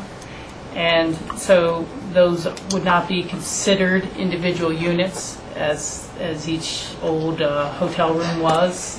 I mean, it doesn't have any sort of rights to that building to transfer those, or is there code provisions that allows a certain number of former hotel rooms to be converted to condo units or something from the Highlands PUD? Highlands, I think, had its own special deal. I don't think that the board didn't approve that. The city approved a conversion. Okay. But the Highlands was based on a concept of converting lodge rooms to multifamily, and that concept was rejected by the county. Okay. So Heatherbed, they just took old hotel rooms, they went through change in use to become affordable housing units. Is that right, Suzanne? I'd have to go back and refresh my... I just think it'd be worth looking at, because Yeah, again, I was just going to say, those also aren't, I guess they aren't subdivided at this point. I mean, it's all one, Yeah. It's just, my biggest concern ever in creating a new zone district is that law of unintended consequences, and could we find it being applied for somewhere else? Thanks. Jack? And I, conceptually, I might be inclined to go with the, say, a rezoning, and let's just look at that piece, because there's so many pieces to this. And because of the nonconformity issue, and something that came up, as we've already mentioned here in Red Mountain, about mortgages and nonconformities in this day and age, etc. So it might be okay there, but it's the particulars that concern me, and I'm not knowledgeable enough about the property, even though we've been on, but that was for a different purpose. I'm really concerned about the carrying capacity. What does this really mean if everything was built out on every unit that's proposed? And the carrying capacity, the site, well, that might not be that dramatic because I understand where these expansions are going. But additional 400 feet, what does that mean? Actually another bedroom? Does that mean another car? Does that, okay, so you're going to commit in this process not to have additional cars, but what's like down the road? Enforcement. And that creates not only internal headaches, but maybe an overflow. And also I understand the PUD due to the setback issue, and so I might be conceptually there also, because you may as well wrap all this up, and that's what the effort is here. But again, it's that carrying capacity thing that we're going to have to deal with, and Rob has rightfully brought up, well, the 0.5 and why not 0.4, and et cetera. So throughout this process, this meeting here, I hope we can delve deeper into each of these issues, and I understand you have some presentation time set for square footage and units. Okay, so I'll wait till we get there on all of that, because I find some inconsistency even, and Michael, may I address staff? Mike, please explain on page 1 of your memo, it says the total expansion was 7,119 square feet. And I must be missing something here, because when I add up 2,636 square feet plus 4,874 square feet, I get 7,510 square feet, not 7,119. So something doesn't add up, if my calculator is correct. And that's from the memo, Mike. I'm not addressing PUD guide, because there's another discrepancy, but we'll wait for your piece. So, you don't have to answer that now. You might just kind of be thinking about what that is or where that came from. Thank you. Okay, proceed, Len. Just kind of a quick response to some one thing that Jack says. We're going to get to all of that. I think we want to kind of start with the bigger issues and move down to the smaller issues, which may be more important to you in their aggregate, but we're getting there one step at a time. And the numbers, I spent a couple hours yesterday going through all the numbers to make sure everything's right. And Mike and I, if we have any discrepancies with numbers, we'll come back to you, at the next meeting or second reading, and we'll be together on all these numbers, so that there's not one number in the memo and another number in the PUD guide, because there are a lot of numbers out there. Okay, well, so since we're on numbers, PUD guide, first page, right, total 6,075. Our memo says 7,119, so you can deal with all of that. We noticed that yesterday, and so thanks for pointing out, because Mike and I will take care of that. So this kind of leads into this proposed new zone, which is the next discussion, and what the key elements of the proposed new zone are, what we're trying to achieve. The biggest thing is the use question, that it would take care of making the use conforming. But what you have to think about, what Lance and Mike and I were struggling with is, if we create this zone, we have to think about how it might be used in other places, because zones are not just for one place. Once it's on the books, someone may want to use it in other places. So it's important that we craft the intent of a zone in a way that you feel comfortable with, thinking that somebody may come in and try to apply that zone elsewhere. So the key elements that we thought needed to be in there, and I think Rachel touched upon one with this idea of the ski area. That was important. I don't know whether it needs to be in the title, but it can be. But we figured that you wanted to have the zone inside the urban growth boundary, because that's a clear policy of the county that apartment buildings probably should be in the urban area and not the rural area. And so that was one element of it. We put in there that it would be at the base of a ski area. And then what we thought was very key is that it would be on a major road in Pickens County, keeping in mind what those major roads were that I listed out, because they're defined in the code. So we thought those were the key elements about the purpose and intent of this zone from a locational standpoint. And got folded into the zone, not in the title necessarily, but in the intent of the zone. Then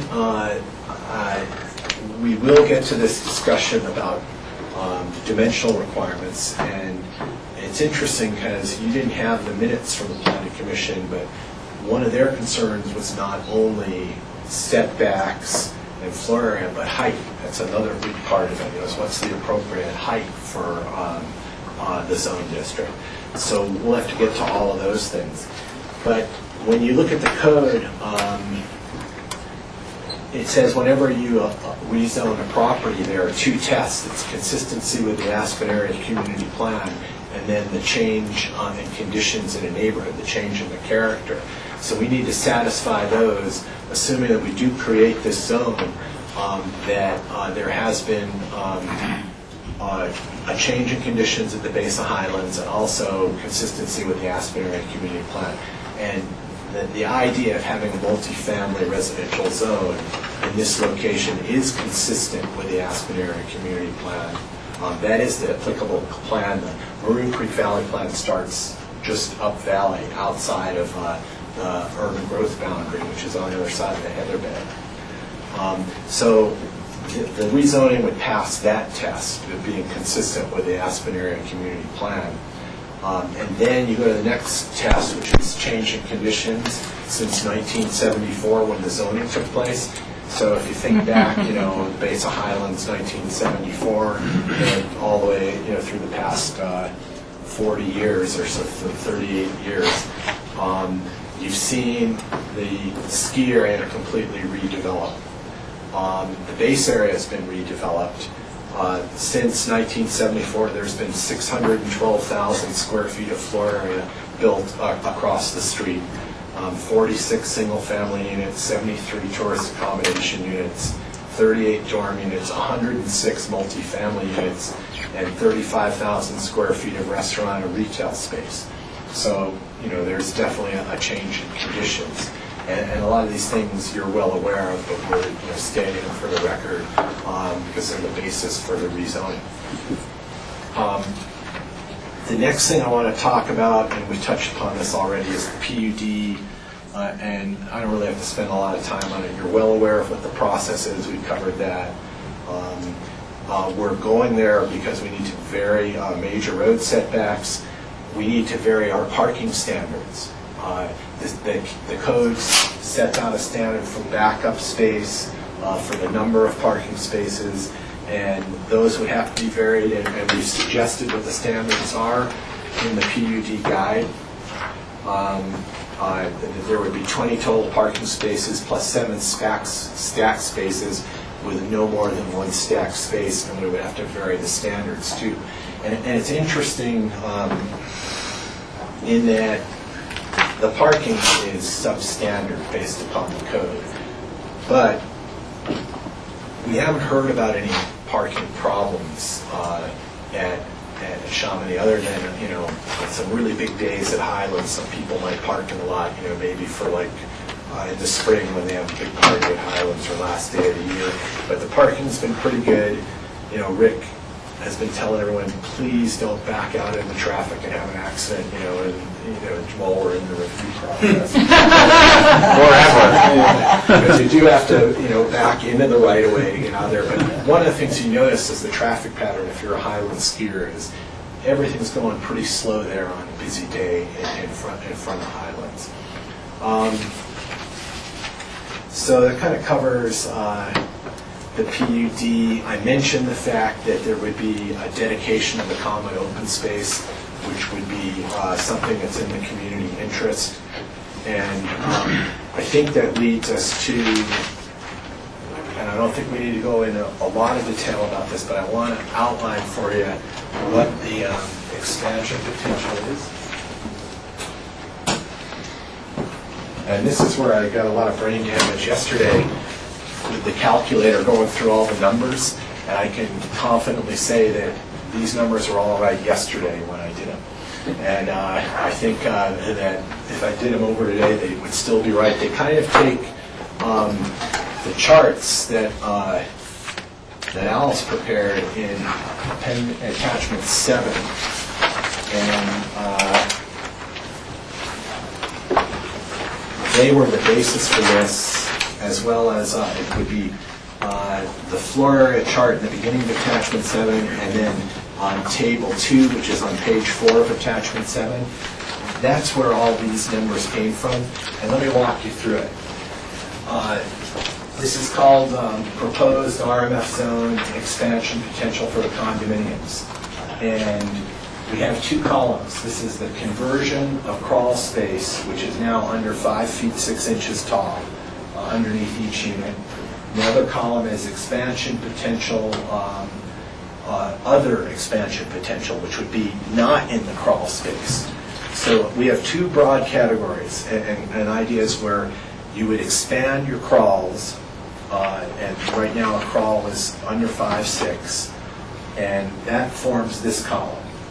And then the other one would be in red, which would be changing the footprint to expand. And what you see is there are 12 units, and number 2, 3, 6, 7, and 12 have the capability to expand their crawls into basements. And you can see that the size is there, and it totals out to be 2,834 square feet of total expansion, and it would be distributed between unit 2, 3, 6, 7, 12, and then there's the capability to improve a crawl underneath the laundry, which is a common area. But that hasn't even been contemplated, but it would be part of that number, 2834. If you subtracted that 200 square feet out, you're looking at 2,634 square feet approximately of space that could be expanded by just digging out the crawls and making them basement space. Keep in mind, to do that, you have to have adequate ingress and egress for an emergency. So you can't just dig out the basement and have a death trap down there. There has to be ingress and egress. So that is the basic request, the first request to make everything equitable for the owners, so that the units that haven't had their crawl expanded could expand their crawl, and everyone would have the same rights. And we would also fix the platting problem that Rick talked about. Now, when you go to the red, that's the other expansion potential. This would be breaking outside the footprint, whether it be enclosing a little eave, in front of the building towards the parking area. There's not much room to do that, but it could go that way. It could go up, or it could go out in the back. And one of the things that's come up, in Mike and his discussion with me, is we were thinking, in your PUD approval, you could say that your first expansion potential must be in your crawl. In other words, somebody can't come in and say, we want to expand our footprint, and you might say, well, we don't want to do that until the crawl is expanded. You could set up the PUD guide where that's the way it's written out, that that's what you have approved. And if you look at this other column, there's 3,400 square feet of expansion potential, given this floor area ratio, Rob, that we've proposed. And it would be distributed between these 12 units as shown in the red here. It would be anywhere from 19 square feet from unit 4 all the way up to, I guess the biggest one would be 510 for unit 8. And that's the other expansion potential that's there. And I think that chart kind of takes all the different numbers that are in the PUD guide and these attachments and boils it down to something that I think is pretty simple and straightforward that you can understand fairly easily. Glenn, when you said expansion up, what did you mean by that? We haven't figured out exactly what the heights of the buildings are, and we can do that. but the PUD guide suggests a height limit, and the zoning district does at 28 feet, which is the standard height limit in the county. So we know that the building would be conforming based upon that, but there's a possibility that people might want to go and use the red column to expand floor area by going up, if it's possible, and I don't even know because we haven't studied it. And that would require a full PUD process, where there'd be the PUD architectural review, the site plan review, and the scenic review. And it's not proposed at this time, but you need to understand, as Rob said, if you approve a floor area ratio of 0.5, that the zone would permit this other expansion potential that's shown in red. So that's why we did that. So, I mean, you haven't studied it, but what you're saying is these are the limitations should it occur. So, and if one person wants to do it, then it goes through the PUD process for the entire structure. Well, you have a lot of flexibility with a PUD. You might say, we're not going to entertain expansion one unit at a time. We want to see the entire building at once. You have that capability with the PUD guide. You could say, I feel okay with this conceptually, at this stage of the process, but we want it studied before you come back in detail. You might say, I don't feel conceptually comfortable with anything in the red. I feel comfortable with the black column. And if you want to continue to propose the red, come back at detailed submission with the studies. So you have a lot of flexibility.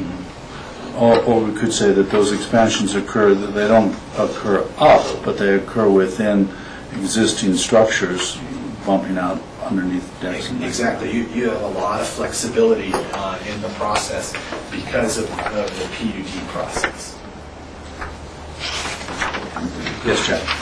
Glenn, will you explain what common is down there? Is that little shed, or? There's a laundromat, is that right? Well, we have a room in the middle of the complex, and it was a laundry room. We still call it the laundry room, but most of the units have their own washer dryer in them now, so we pulled those out, and now it's not being used for anything. It was a construction staging area, but the thought of going down, I mean, it's on the numbers there, but I just don't ever see that happening. And whether we can make it into a little storage area or something, we haven't come to any. Yeah. If I could just throw something out too, we're dealing with only 12 units, but it seems like the smaller the HOA, the more each owner thinks that they're in charge of it. And so bringing together our owners on this application, we have unanimous support for this. Any thoughts of moving forward or anything, that has to go through the HOA, I mean, subject to the underlying zoning and all that, but to come to agreement with all 12 of us and divide up things later on and all that is going to be very problematic. And I know you can't base your decision on that, but as person that's in charge of trying to herd the cats, it's very, very difficult, very difficult. And so, as I said before, the real push is equity on the basements, and then the other stuff you and we can deal with later down the line. Yes, Richard. Thank you, Michael. I guess my interest would be that we get some sort of plan view of the existing project in the future. Maybe, I don't know if you already had it in there and I missed it, but because you said you didn't know the heights now. You know it's under the 28 feet. But it seems that there should be a requirement that should there be any sort of external expansion, it come in for plan review all at once. I just can't imagine putting our staff through the idea of, or your homeowners association for that matter, wanting to see it piecemeal. You want to have a cohesive look, you want to have a good facade, And, you don't want to be arguing over who's losing a little sunlight on this guy's expansion, and then the next guy doesn't get his expansion, type of thing. And so I think that would be helpful for us to, I don't know if you have a blow-up of that or what we can look at next time, but our fears about height might be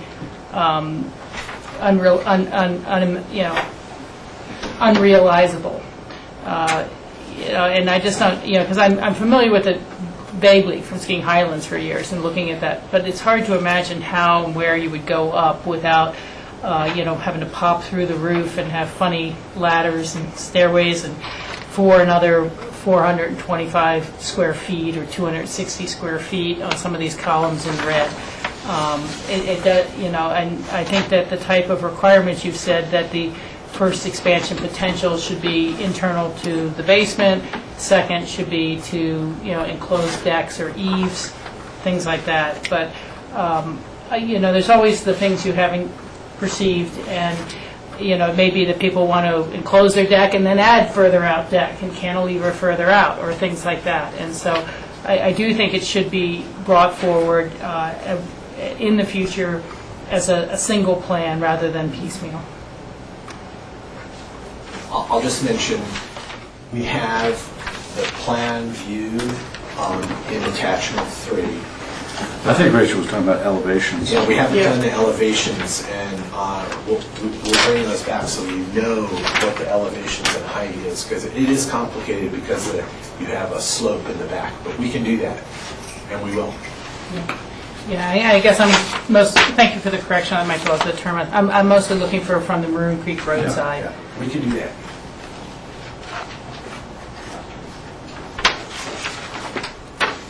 Yeah, and my view is that on this question of height variances, that really that might be too far. Quite frankly, this is about equity and conformity and a plan that you can use. I really don't see this as a way of remodeling the exterior of this. This height, because it is a fairly modest structure the way it is now. I just can't see. So based upon what you're saying, and there may be support from the board for this, the thing that we need to do next time is have height calculations to show you exactly what's going on and compare that with the proposed height limitation in the zone so you know what the difference is to determine whether or not that height limitation in the zone is appropriate or whether you want to vary the height limitation down in the PUD guide.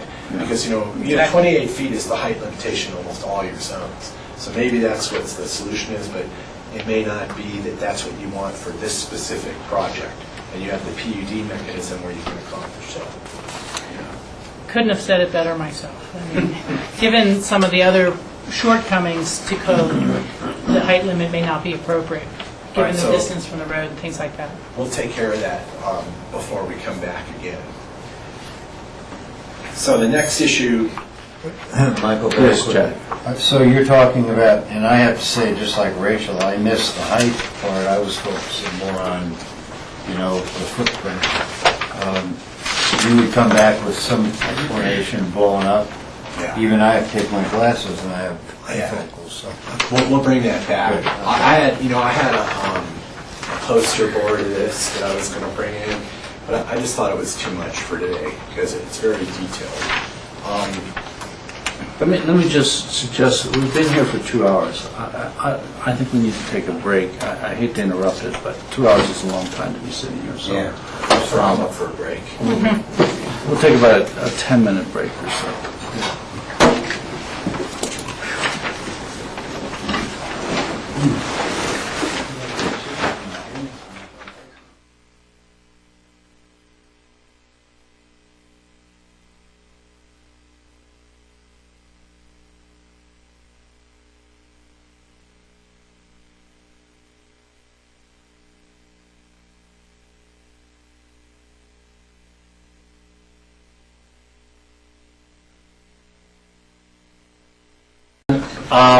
This is the Board of County Commissioners' regular session for the 12th of September 2012. It's about 10 past 2, and we're for some reason, still on the Chamonix discussion. Michael, can I ask you a question at this point? Mike, can you reiterate what you said in your presentation just to get us a little bit back thinking about what the full process is here? Because we have one of these that's a conceptual reading and one that's a first reading. There are two different things going on here. One has got several steps after it, and the other one doesn't have several steps after it. And just in terms of how we frame these things in our mind with how we move forward here, if you wouldn't mind kind of reiterating what you first said, which I kind of remember, but not fully. So the conceptual submission for subdivision and PUD is a 5-step reading. That requires first reading, second reading, conceptual at the Board of County Commissioners, and then it requires a reading at the P&Z, and then first and second reading for detailed and final submissions. So in essence, it becomes like a 5-step reading. We're going to see this conceptual first and second reading, and then first and second reading for detailed and final. So we're going to see this a bunch. There is a difference, though, in the rezoning and code amendment. And what happens with the rezoning and a code amendment is that they are 2-step readings. And that inherently then is a shorter process than a 5-step reading. And what we're suggesting is that we should do the rezoning and the code amendments so that they are effective if the board deems it necessary to adopt this detailed and final submission of this PUD, so that they all get finalized at one point instead of having a code amendment and a rezoning happen beforehand when we don't know if we're going to approve the detailed and final for the Chamonix PUD. So hypothetically, we approve both of these today with some guidance or direction down the road. The code amendment goes to second reading. The conceptual subdivision goes to second reading for conceptual, but still is going to have 3 steps after that. So we would time the second reading of the code amendment to happen during the detailed second reading. So we'd kind of re-enter into the whole thing again down the road. That's because it's going to be a while for it to have 5 readings. Leave it. I don't think you'd want to leave it. I mean, I guess you could. I think normally it would be more that, so there are 2 ordinances, a code amendment and a rezoning ordinance. You can approve those through first and second readings. They would not become effective until such time as the further detailed final approval is granted. I think that would be more, rather than do a first reading and leave it hanging for a year potentially, when, for them to turn this around, conceptual around, come back for detailed, go through that process. So we'd approve. You would approve them. The code contingent on the PUD. Right. You could say that it would only become effective, that this code amendment would only happen and the rezoning would only become effective at whatever time down the line that is that they obtain their detailed final approval.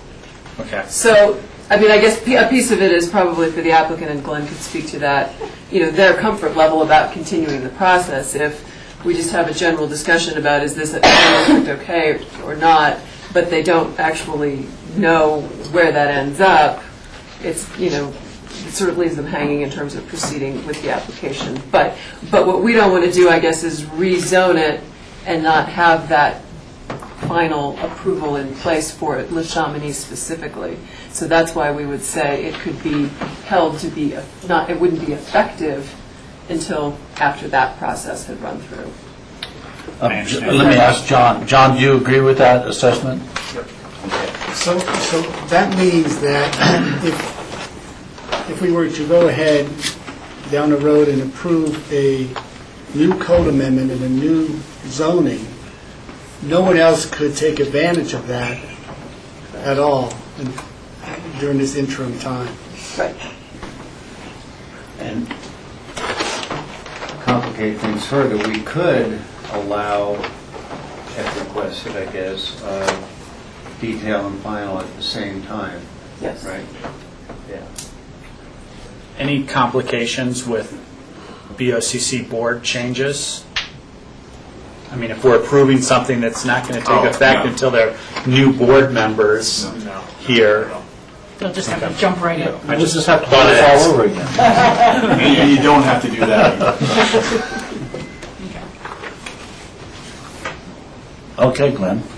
Just before I go to the next topic, that in response to what the discussion that you all just had, we're comfortable going ahead to our detailed submission, knowing that there is support from the board for the zone district and the zoning, knowing that it wouldn't be effective until we're through with the detailed submission. We would, and we are requesting as part of this conceptual review to allow us to combine final plat with detailed submission, because we're not proposing any changes to the footprint of the building, so we could easily do final plat simultaneously with detailed submission, which would make it a 4-step process instead of the full 5. And Rick almost had a cow when Suzanne said we would come back in a year. And I think that was just, for You have a year to come back. You might not want to take that long. So anyway, with those clarifications, the important thing there is the formal request for final plat to be combined with detail. The next topic of discussion that I had on my list, and Mike's touched upon this already, is the growth management discussion. And this somewhat of a void in the code with respect to growth management allotments and a growth management scoring system for multifamily projects. The code has tourist accommodations, commercial and residential. There is nothing in there about residential multifamily projects. When the code was redone in, I guess it was 2001 or 2002, to put in place the system of TDRs for floor area as an exemption from floor area, and change the allocation system from just simply dwelling units to allocating floor area. There was a discussion that went on for weeks about what should be the base unit size for a single-family house, and it ended up being 5750.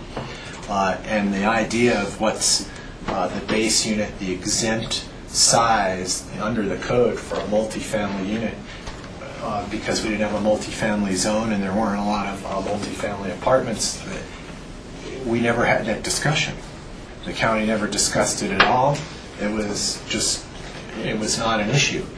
So now you have this question that comes up, what is the exempt size for a multifamily unit in the code? I think it's unfortunate that that Le Chamonix is put in the position of precipitating this kind of discussion.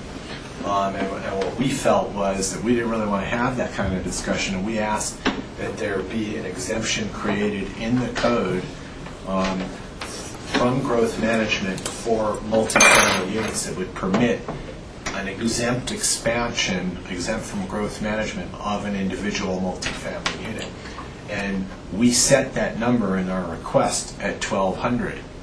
And when we went to the Planning Commission, we didn't really have a big discussion about TDRs or growth management exemptions, but we did talk about the 1,200 square foot expansion capability.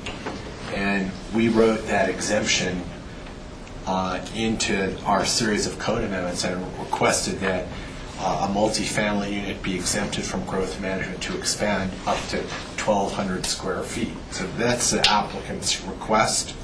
And when Mike was preparing this memo, he said that the staff had a discussion about it and felt that perhaps there should be a TDR involved as the basis for the exemption from growth management. They need to acquire a TDR. And I don't know whether the county staff had a discussion, well, is that for each individual unit, the project as a whole? these are all things that are open for you to discuss.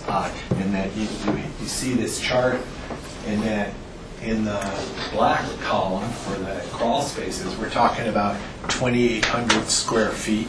The suggestion from the staff is that be exempted from growth management. That's what the staff memo says today. But if you got into the red column, the additional 3439, that a TDR would be involved. And it was my hope when I saw that, the idea was that it would be a TDR for the 3439 and not a TDR for the 10 units which have expansion potential. So that would be 10 TDRs, one for each individual owner. So those are things that are up for discussion. It kind of goes back, one of the things that you ought to keep in mind when you're having this discussion is what's the point of growth management in general, because TDRs are exemptions from growth management, and we're proposing that there be an exemption from growth management for the expansion of multifamily units. And the TDRs, the growth management system was put in place so that you can control the rate, type, location, quality, and quantity of growth. That's what's in the code. It's rate, type, location, quality, and quantity of growth. So I think what you need to consider as a board is, do you feel that those community purposes are affected by a proposal such as this to expand either the crawl spaces, which are shown in black, or the other potential areas which are shown in red? And how would that affect the purposes of growth management? So, and that kind of frames the discussion a little bit. From the standpoint of the applicant, obviously our preference is that you approve our request to create a growth management exemption, and we don't get into a whole discussion about TDRs and a multi-family residential growth management scoring system. We don't want to be the ones that take that burden on as an applicant. And one of the things that I would ask you to consider, and Suzanne can tell you this as the person who kind of administers the TDR process, is there would have to be a process set up if TDRs were to be acquired for multifamily units, and that you would have to have some kind of accounting system. Unless you just said each individual unit has to buy a TDR to expand, then someone would be buying a 2,500 square foot TDR, and they'd be leaving a lot of floor area on the table, because the biggest expansion would be 510 square feet. And you have an equity question as commissioners to consider whether or not you would want someone to acquire 2,500 square feet for an expansion of a multifamily unit when they can only use some 500 square feet of it. The other problem you run into is if you say, well, to do this 3,400 or maybe to do the 2,800, the complex would have to acquire a TDR. And then the burden would be upon the county staff and probably the association to figure out how that square footage has been allocated out to the various units, which could create a tracking problem. It can be overcome. Other problems like that are overcome, but it's an administrative hassle. So those are some of the issues, and that's going to conclude what I have to say. We would ask you, if you're comfortable with it, to take action on the first reading of the zoning code amendment to create the zone, and the first reading of the rezoning for this property based upon the findings that I suggested in my presentation.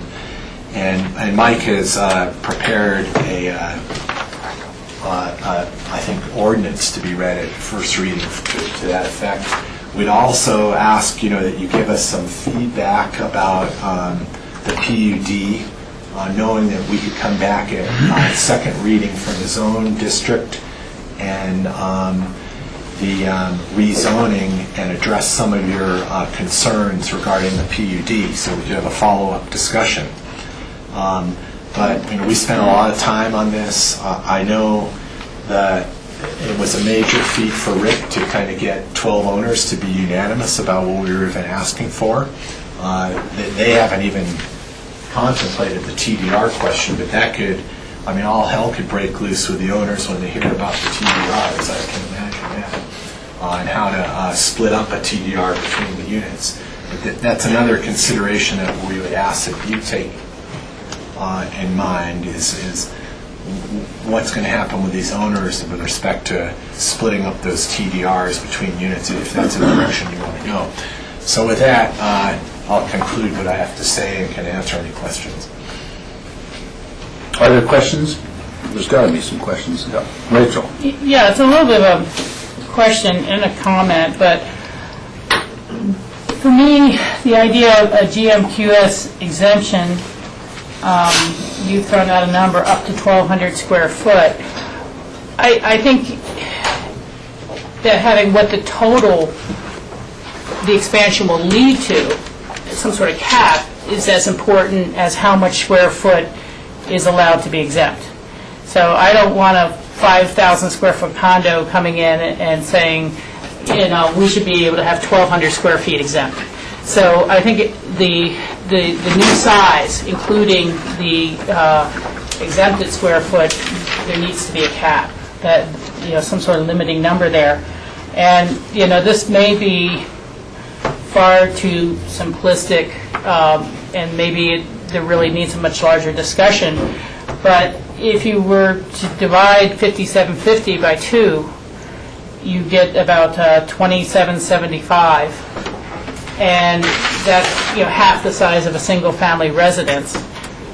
Maybe that's the amount that a multifamily residence should be exempt from a TDR or growth management or something like that. I don't know. It applies to so many different areas at once. That is a little bit less than the 2855 number you're asking for, but not by much. And it might be a way that we can start to establish the appropriate threshold.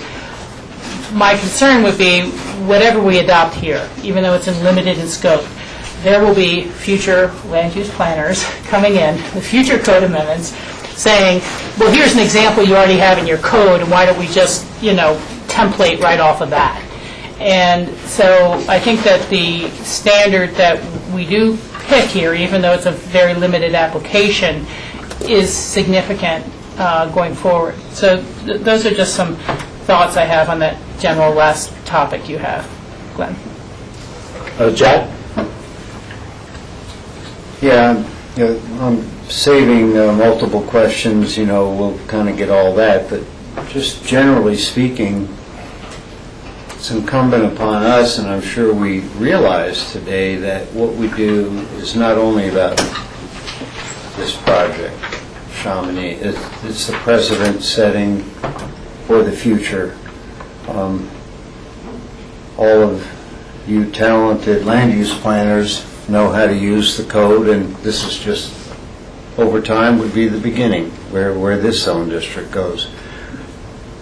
And at this point, I'm not sure how many other complexes that meet the criteria for the rezoning, close to a ski area on a major road, if what other properties are applicable. On the other hand, tomorrow's another day, so things could be built, whatever. So this is way bigger than this application.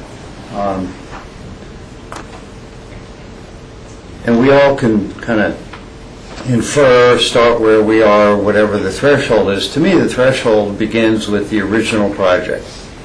And when we are told, for example, underneath the basements, that's common area, to me that means they never expected to expand. There's just no, and what has occurred since is a separate issue. And it's all incremental, and that's why the board finally went, enough. So here we are today, and that's positive. But I sense the project was intended to be what it is, and now we know times have changed as well as conditions.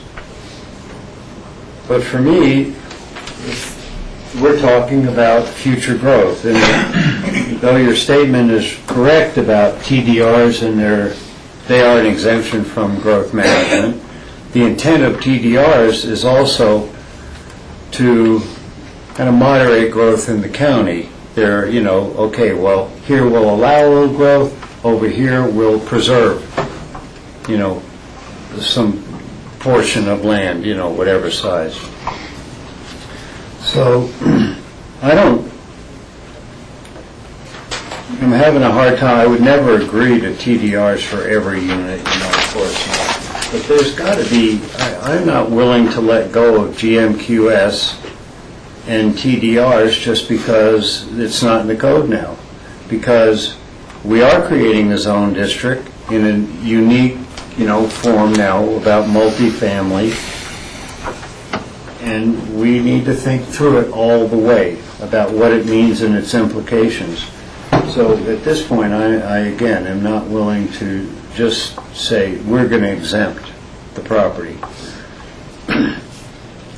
When I look at the request for the growth, the additional growth, and I have no idea where to start what is an initial exemption for the analogous situation of residential, which is 5750. So I haven't been able to think through that. But if we take some average of the basis of what we have now, maybe that helps us answer that question. But there is 6,200 plus square feet requested. TDRs are, for example, 2,500 square feet. So, maybe you reduce your floor area to get to the 5,000. There's 2 TDRs that need to be purchased collectively if the association wants to, or if the association says at this point in time, well, not all the owners want to go here. There's only one TDR maybe, and this is purely conceptual. I have to throw out some of my thinking. Maybe you buy one. But I don't think the board or the staff gets involved in how that's allocated or divided or paid for. TDR is a TDR. This year it's worth this, last year it was worth something, and next year to be worth. We're not involved in that, and who pays for it. That's an association responsibility.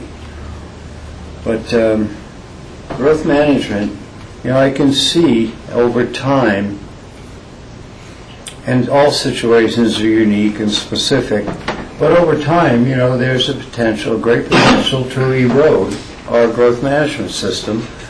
For example, what occurred for a recent application on the backside of Aspen Mountain, John Miller's property. Well, we changed growth management right there again. Well, there's arguments on both sides. We won't get into that history. But we can incrementally weaken growth management or ignore it to the point that it no longer is a viable program. And so I am one who wants to maintain the integrity, work with this application, so something will work here, but in fact can be applicable for the future somewhere else. So that's my little multiple words, I guess, would be a better way, my feedback on the growth management TDR piece. So since we're talking about that, I'll just say enough at this point. Any other thoughts on the growth management TDR section, George? I'm going to agree with Jack on this. I think we need to structure a GMQS in this process and let staff sort of play around with that. Staff's already taken a first stab at this, and I think the TDR should still stay in play as well. That's, as Jack said, that's really an administrative process on the homeowners, how they want to address that. But I think we need to keep that in our code for any new zoning, so we don't dilute that for future uses. But overall, I would just say, we all know how complicated our land use code is, but we also know how creative our land use planners are as well, to try to address some of these issues. So I have a much better understanding and clarification in terms of why you're going through the PUD process and how that actually gives us a lot more ability to determine the design and conventions for this project as it goes forward, and to allow it to become a conforming. So I'm supportive of that effort to conceptually to move that forward to the next phase. But I think there should be a limit in terms of GMQS or TDR. Maybe it's when you get into that red area. I'm not sure. I think that would be staff's recommendations.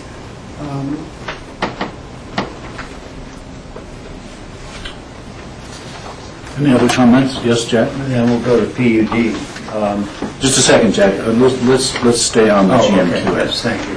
I mean, I have some comments if nobody else has comments. I'll say I'm in agreement. I think there's not sure what the final decision of this board is going to be, but I think there should be some sort of GMQS allocation with TDRs versus an exemption. Yeah, I'll take a different point of view. It seems to me that TDR is for the additional, say, 2,500 square feet, which would be a kitchen and another living room and bedroom, whatever. And that would increase the footprint of the structure, right? That's what happens. In this case, it's less an increase in footprint than it is just a utilization of subgrade space that's already there, and maybe some deck space or something like that. So although it's essentially an internal expansion without any visible consequences, unlike adding a dining room, a garage, and a media room, and whatever 2,500 square feet would consume. So I have sort of a different view on it. That is, since it's entirely internal, particularly if it's excluded, if we exclude in the PUD any upward expansion or changes in the structure itself, I'm less concerned about GMQS exemption on this particular case. If they were adding rooms to the back or to the front to change the footprint of the structure, then I would ask for the application of GMQS. But I'm less concerned about this. But that's my point of view. Just to try to understand what you said, because we've got the subgrade, but we've also got the potential expansion of floor area, which is decks, and it is expanding to the outside, the exterior. And part of it potentially is a GMQS exemption. Expansion sort of to the edge of the eaves, essentially. So it's some expansion, but it's not going beyond the footprint of the structure. Because I'm in agreement with you that you'd have a GMQS exemption to the subgrade floor space. I would address maybe a little bit differently the expansion to the exterior areas. And that raises the question that I'm not totally clear on what I've read in terms of, how we are limiting that expansion to the exteriors, because as we've already heard, they could go up.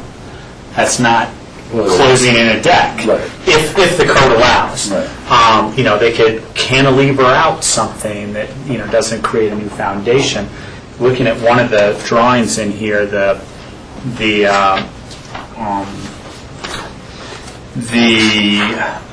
what's the word I'm looking for? The building envelope is quite larger than the actual building too. So are we going to say, now we've created this zone and they can move out in that building envelope? So I think that has to be addressed with the GMQS question, with what we mean specifically is exempt. And I do agree with you that there are things that I would consider exempt from the GMQS, but maybe not other things.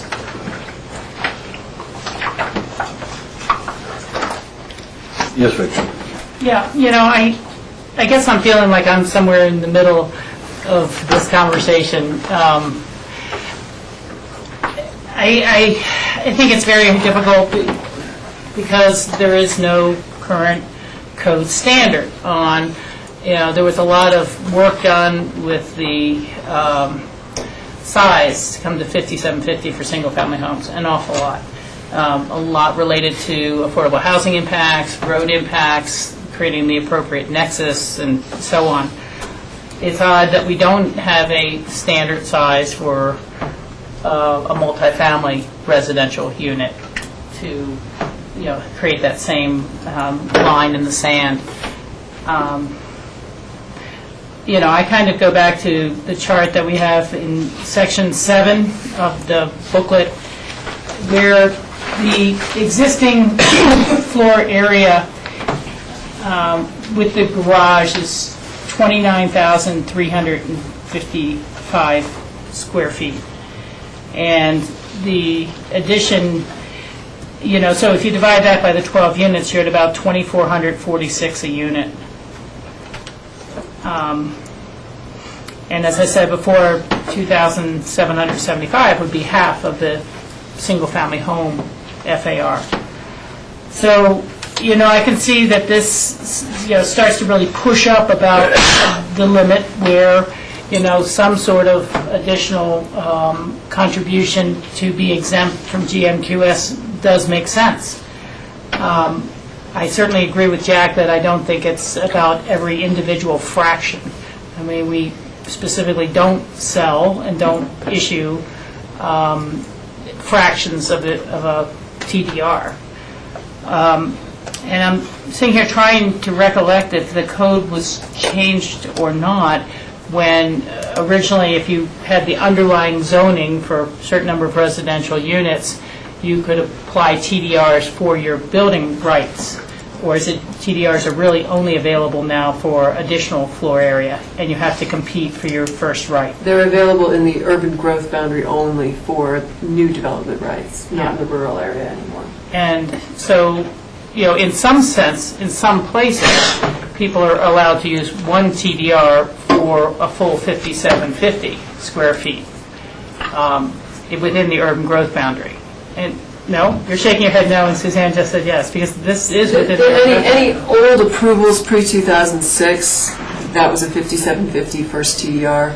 Anything since 2006 under current code would be 2,500, even for your initial development right. Okay. So it depends when you had your. Okay. And of course, we're all trying to apply this to existing older building built before a lot of these codes took effect. So that becomes a challenge. So again, I just say I can see, that this is precedent setting for future projects. The airport business center is full of multifamily residential units. And, that exemption, whatever it should be granted, will be brought back to us to say, look what you did in this zone district, what are you going to do over here? And creating some sort of equity and parity in those is reasonable. But it's not on a major road, according to Glenn, is it? Yeah, but that wouldn't apply in the growth management exemption is discussion. broader. That's for zoning, but not growth management. Yeah. So, I think that we really need a separate kind of white paper discussion from our staff about the implications of this and how does it fit with the TDR scheme. I'm not putting this on the applicants, but we need an evaluation tool coming from our staff about what way to work to fill in a gap within our existing code.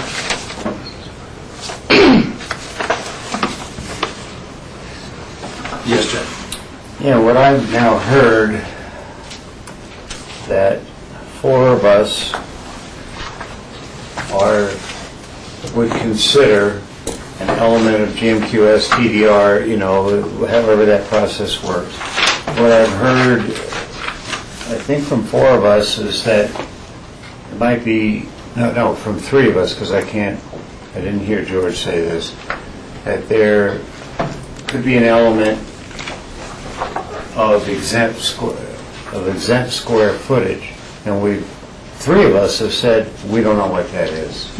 So, we understand there's further work, but we're beginning at least to, shape where I think we might be headed. Michael, if I can add in on that conversation, and this is also something that, being a gap in the code, we're kind of immediately translating it to TDRs for additional FAR. But GMQS means the ability to compete for an allotment without a TDR. And how do you score an existing building, as you brought up, is a real challenge. But it's hard to say that this project or others might not compete well for an allotment. You've already mentioned the potential of a public trail easement, open space contribution from behind the project. But how does an older project compete against today's standards when you may get points off for subpar parking, which is something this applicant can't address? So I just want to point that out, that TDRs or purchasing a TDR is not necessarily the only way to obtain growth through GMQS, but you obviously can't put a square peg in a round hole and try to evaluate and score a multifamily with the same criteria you use for a new single-family home. So I don't know how you get to that, but it's not just all about TDRs. Yes, Jack. Well, and the last question would be kind of for Suzanne. If someone were to propose a new multifamily project within the urban growth boundary, what pot of FAR would they compete under, and how much is allocated towards that in the annual GMQS today? I mean, if it was, brand new in a zone district that allowed multifamily, I mean, it's residential, competition. So it goes against the residential projects. And if I remember correctly, we just really haven't had enough projects coming through to make, they still have to score a threshold, but it hasn't become a competitive process in the classic sense. There's always unallocated FAR. Right. I don't know that I've ever seen a multifamily. Yeah, I know, competition. Okay. Yeah, it just popped into my mind that the fact that the future of buttermilk, we're talking about it right here, how this could be used there. Because major road, ski area, it's not a major road. What, Highway 82 is a major? It's not one of those Not the way we listed? define it. Oh, so it's not a state road, it's a county road. It's not, I think, what is that, collector or highway or collector? Major roads include east of town, Highway 82, but not west of town. Okay, but, hey, this gets done, ski company says, well, we want to amend the code. Sorry. That's the reality. And we're all cautious here. We're trying to sift through this, and that's what it's going to require to get it done right.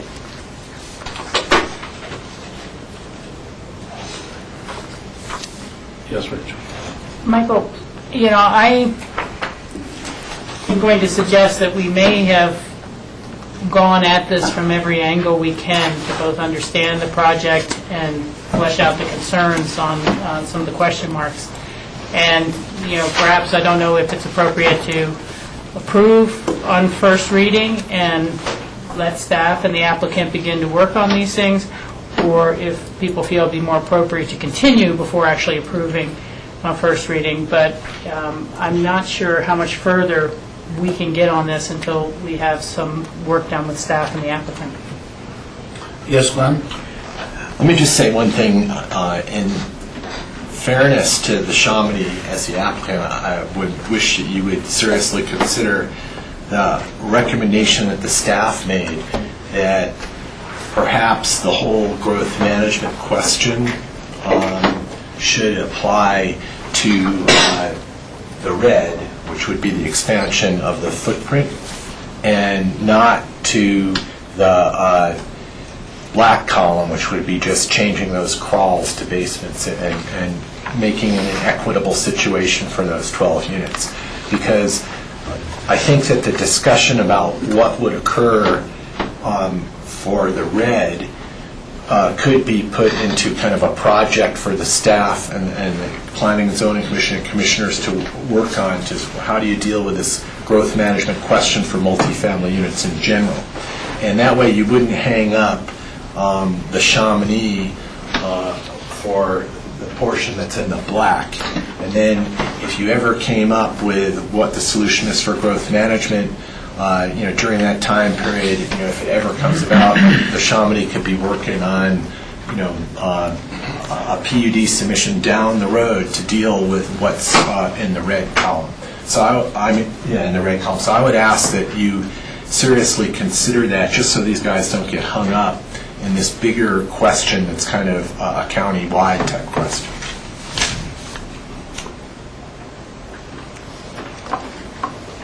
So then you're essentially asking us to do a conceptual approval and to approve the rezoning. Based upon the staff recommendation where the black column would be exempted from growth management, but there would be some kind of a growth management process if they ever wanted to go into the red column.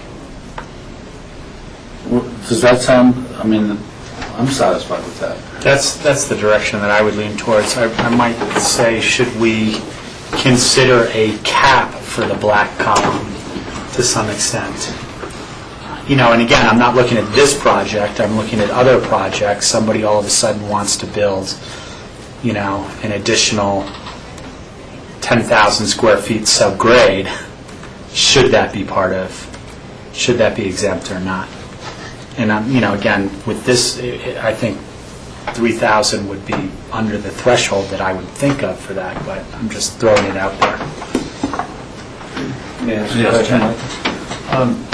Glenn, how does the .5 FAR work with these numbers then? So we're trying to land, if we take your suggestion, at a number. And you're saying, of course, I guess, the whole black column. But how does that work? Well, you needed to get to the .5, that's all of this, isn't it? Well, the .5 would permit the black column and the red column. That's what I mean. And I think that's what the Chamonix would like, with the understanding is that they can't get to the red column unless there's a provision in growth management to get there and a full PUD submission for the apartment complex on how you would get to the red. That's like way down the road. So the .5 works for the Chamonix as proposed, but we could certainly refine that and limit it further through the PUD guide. And does staff agree with that? Yeah, it's basically the way it works, with the way growth management applies with, say, a floor area cap in the urban growth boundary today.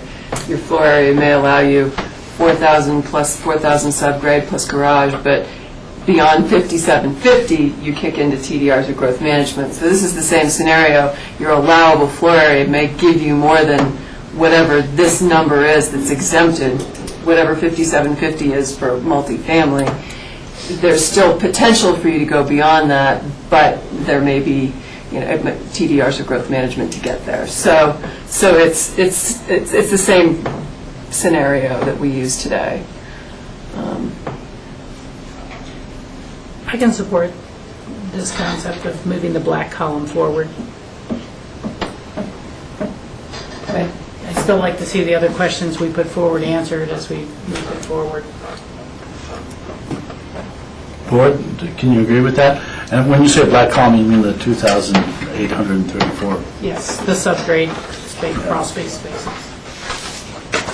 And that's reflected in our, I'm sorry, is that reflected in the code amendment that the staff has put in our packet? This exact scenario is outlined in the ordinance. Page 11 of 11, it's got kind of that abbreviation. The GMPUS exemption is provided for minor expansions to multifamily dwelling structures or individual dwelling units in the RMF zone district. The GMQS exemption for a minor expansion to a multifamily dwelling unit is limited to build out of subgrade space. So that kind of reflects, in summary. And this language actually heads off what Rachel was getting at too. Does the B2 zone district and those multifamily units out there get to utilize this? And the way we wrote it was no, it wouldn't. Only RMF zoning would get this exemption. Board, is that satisfactory? Yeah, and I go back to Rachel's earlier suggestion, which I really liked, which was new heading, which would be RMF-SA, specified for ski area, just to further define that. Along with the other criteria of next to a major identified roads, where I was corrected and all that. Also. Yeah, well, I certainly can go there. I didn't know a number, and the direction is there, so I'm agreeable.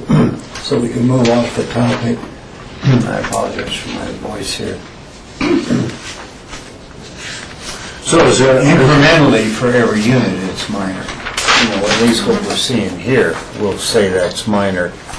Of course, when I look at this square footage, all of that's more than half of what I live in. But anyway, that's a whole other world. It's not 12 families. It's not for us. Michael, I'll make a motion on the first. No, what? No, please. No? No. May I, Michael? I have several questions that we need to go through. Okay. And it's not lengthy, so I don't want to get to motions yet. Okay. May I, Michael? Yeah, certainly. Well, in my comments about PUD, I support it because of really the constraints of the site and the parking. But I do have a concern about when staff says we don't assume, or I forget the exact word, that there'll be more traffic here. What basis does staff have saying that with just the additional square footage here of additional bedrooms or whatever, So I don't see any basis to say I guess what I would say is we don't know about traffic. But is it incremental enough to change the traffic patterns? Maybe not, and maybe that's what staff was saying. But I'm not convinced that, that plus the additional potential cars, and I already have mentioned what I think about parking, so I won't go into that. But I support this, but a concern that we haven't talked about is stream setbacks in a PUD. PUD gives flexibility for all setbacks, doesn't it? Well, can we say an existing project that has a setback such as this would be okay, but a new project cannot? You can't? It actually... encroach. The PUD does not allow you to vary the stream setback. Oh, good. So that would be subject to our normal provisions in the code. And I did note, actually, and just in Mike's draft, that it is intended that the RMF has the 100-foot stream setback. I think there's an error in the drafting that showed it at 20, which is what's allowed in Redstone. So that was, just an error. That is intended to be 100 feet, and that is not something that could be varied through the PUD. But what is this? Glenn, will you help me? I don't remember what the setback is here. Well, it's 100 feet countywide, and we're over that. Well, I know. Okay, you are, and because that's what we're going from actual water or high water, sometime. But please don't. Sorry, we're over. I'm good. Right. As long as it was clarified. Thank you. Okay. The question is, how does this application comply with section 3-70-30C? That's about open space. It says it's going to protect open space and increase availability. So the 20 feet, that's the only open space we're talking about here, right? That corridor, as it were? Yes.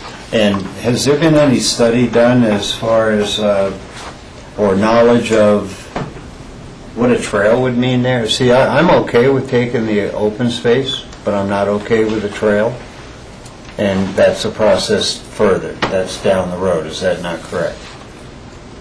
You know, I just don't think we need to build trails against next to streams all the time. You know, and that's just Jack, not speaking for anyone else, because you know, that area is sensitive. So, how does it comply?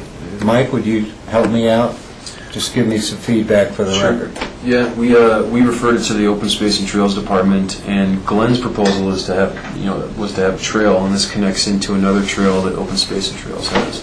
And they'd like to accept that as future trail construction. So I hope that answers your question. Mike, do you mean the city or the county? County Open Space and Trails. Picken County. Yes. Yeah, we would accept that. But we are not saying a trail would go there. It's just a proposal. You know, there has to be a process to approve a trail. That's okay. Yeah, I guess I wasn't exactly aware of the Open Space and Trails process, but they would like to accept this for future trail construction. They have acknowledged that to us. Okay. Well, For potential future trail construction.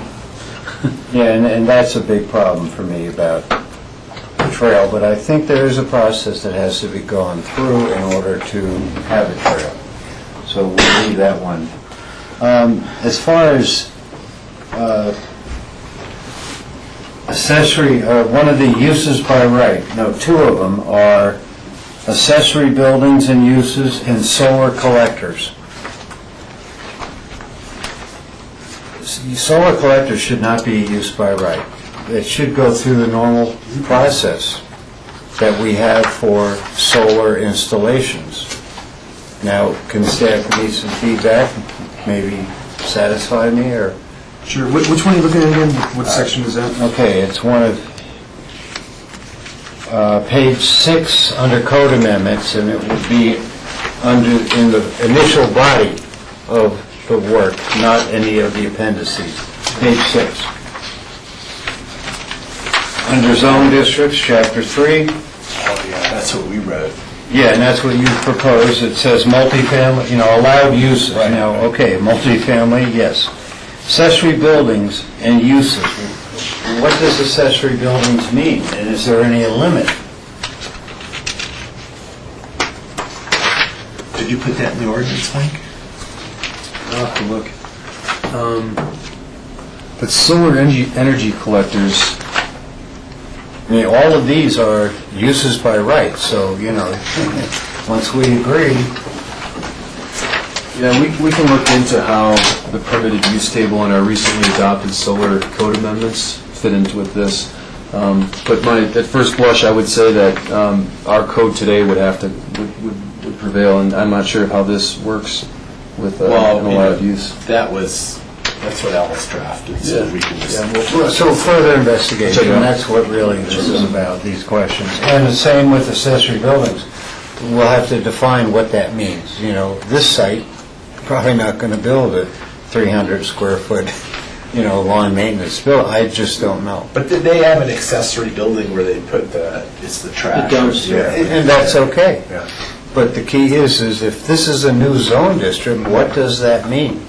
That's, I told you that I'm looking at this in a dual path. Okay, so thanks for patience, everybody here. Okay, and Rachel brought up affordable housing mitigation, and we are going to try to understand what that means relative to here.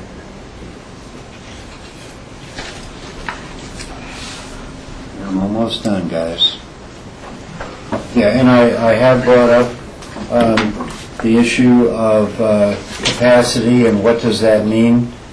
I honestly don't know if that means that I could use a site visit here to see, because we haven't solved the issue about height either, right? There's potential height, but that's not under this approval because we're only approving the black, right? Yeah, but we're going to come back with a section that shows you. When we get to detail. Well, probably, yeah, we'll have it, we were trying to have it for second the height reading. thing? Yeah. Okay, good. Well, good. Thank you, everyone, for the patience for my questions, but sometimes loose ends. Yes, Rachel. I wanted to thank Jack for bringing up that list, but I want to make clear that our discussion about exempting the black column from GMQS for allotment would not then exempt it from being part of the calculation for the affordable housing standard that you discussed before, of all the parcels being looked at as one. Right, So that would be separate. It would have to be written into the housing impact fee as some exemption to that, but we can do. Okay, because it sounds like it's going to be incremental. We're going to see the crawl spaces far before we see a new application for that. So as long as it's not exempted. And then just from the P&Z minutes, there was a request that the idea of tourist accommodations and tourist use was taken out of this. This project is already available, I would imagine, for short-term rentals. It can be as residential, or is there anything that either prohibits or expressly allows? Is this kind of a Kiowa issue where they can rent short-term? I mean, are we by default kind of approving rental condos after the current ownership? Certainly not implying that that's the desire here by current owners, but what would be the controlling documents on whether it's short-term accommodations or it's long-term residential? I mean, it's, if it was officially converted, to a facility that was managed and operated and run, then it becomes tourist accommodation, so there's a change in the use.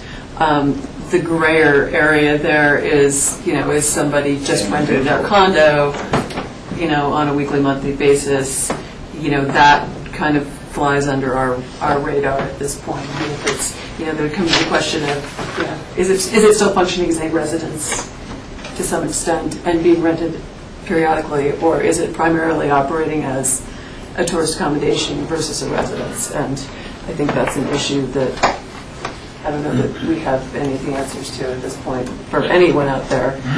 I think that just might be something that we could address in the PUD, that either defining a threshold that's crossed or something, because a project has different impacts to the community if it slowly morphs into short-term rental accommodations. Again, I'm not trying to step on or impede anyone's rights as an individual property owner to periodically or on occasion short-term their residence, but just the proximity to the base of the ski area makes it a little more prime for some eventual larger conversion. And I think that once we have the PUD overlay, we can have some provisions in there that would address any future conversion. Yes, Jack. On the tourist housing, and I can't find it, but it's within this document. It mentions tourist housing, and I even crossed it out because I read this. But so that are we agreeing with P&Z that that term within this application is eliminated? That's what I'm hearing, I think. And staff put that out in the ordinance too. Yeah. Okay. P&Z's desire to remove that. Okay. Thank you. So, given all that, is your motion ready? Well, it's a motion with all of the things we've talked about. And I was just going to, by moving on the first one, make a motion to approve the first reading of the code amendment to the Chamonix land use code amendments. Are we going in order of the attachments? Or yes. Well, the order of conceptual subdivision PUD is attachment A. yeah, but it's on our agenda the other way around. Oh, there's that.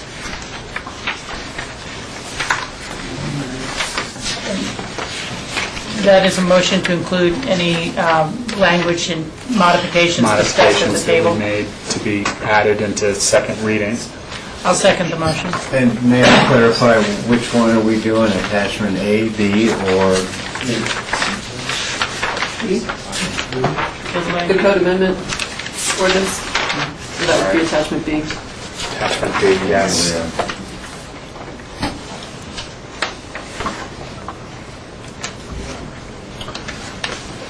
Is that clear enough? Is there a second for that? I second. You did. Any further discussion? Is this, I noticed on the draft ordinance, it says this is a continued public hearing? Is this? Yeah, I have it is, and I have the notice because, we had to cancel that first meeting because we couldn't make it. And this is the proof of the notice for the first meeting, and it was continued from, it was back in July 25th. Okay, so we'll need to open the public hearing on this? Yeah. So it is a public hearing, and are the members of the public who wish to speak at this time? Seeing none, we'll close the public hearing. Yes, Jack? Lindy, at the bottom, it mentions dates, 21st day of June, 25th day.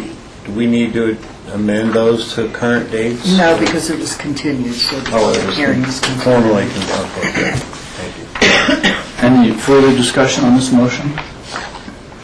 All in favor? Aye. Okay. Is there a motion on is it the rezoning? Motion for Chamonix rezoning plan, new development and conceptual subdivision submission, first reading. Second. And that's to the creation of the RMF zoning. No, that first one was that. This is the potential rezoning to that zone That's attachment C. and the plan unit development. And that goes with all of the considerations that we have introduced. And I think the important one of the important ones there is that it would be contingent on the PUD final approval, so that this doesn't get zoned into that zoning category until, as well on the previous one, I guess, too, that zone. Yes. That code amendment doesn't take place until... Yeah. Good to highlight that, but that was one of the items. Yes. Was there a second for that? Yeah. I second. Any further, it is a public hearing. Are there members of the public who wish to comment on this? Seeing none, we'll close the public hearing. Any further discussion? All in favor? Aye. Aye.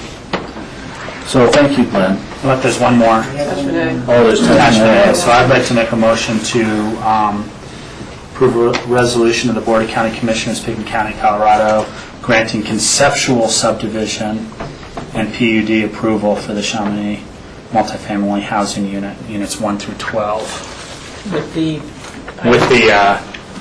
Amendments of the discussion to come back as second reading. second. And this also is a public hearing. Is that right, Lindy? Attachment A, yes. Yes. So are the members of the public who wish to comment on this? Seeing none, we'll close the public hearing.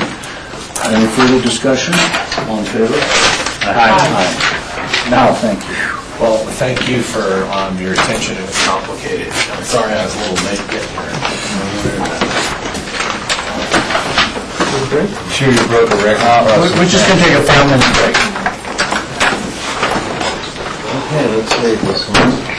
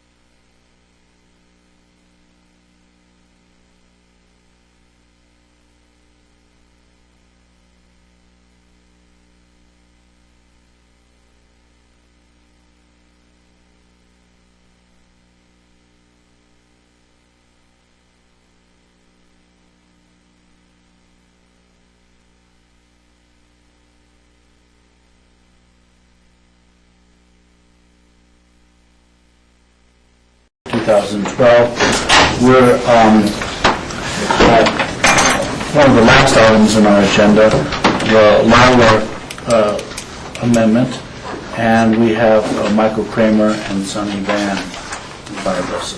Michael, do you want to lead off? Yes. Okay, this is the Lawler Code Amendment, first reading, public meeting, and the request is to alter the B2 zone district, which has a current floor area cap for a grocery store of 3,000 square feet in size. And the property we're talking about is located at 119 building at the Aspen Area Business Center, and that's Lot 4A, Block 3 of the AABC. And currently, there's a tenant out there, Roxy's Market, which we all know, and they operate a grocery store, and their current grocery store is about 6,000 square feet. And what they're requesting is to amend the B2 zone district to expand that even further. And the applicant's original request was to expand it, be able to expand the grocery store and amend the B2 zone district up to 10,500 square feet in size. And the reason for this code amendment is that the building that houses Roxy's, there are two tenants that are going to be leaving, and one is a cafe and one is an office space. And Roxy's would like to expand their operations into that area, and we can let the applicants outline what their expansion is in those spaces. But basically, it expands the floor area, which exceeds the limit. Now, the reason the market's 6,000 square feet today is over history. Historically, they have expanded prior to when the code was adopted in 2006 that limited grocery stores to 3,000 square feet in the B2 zone district. So they're basically legal non-conforming in that space. And they have appropriately then requested to amend the B2 zone district to allow for a greater size grocery store. So that's a basic outline of the application.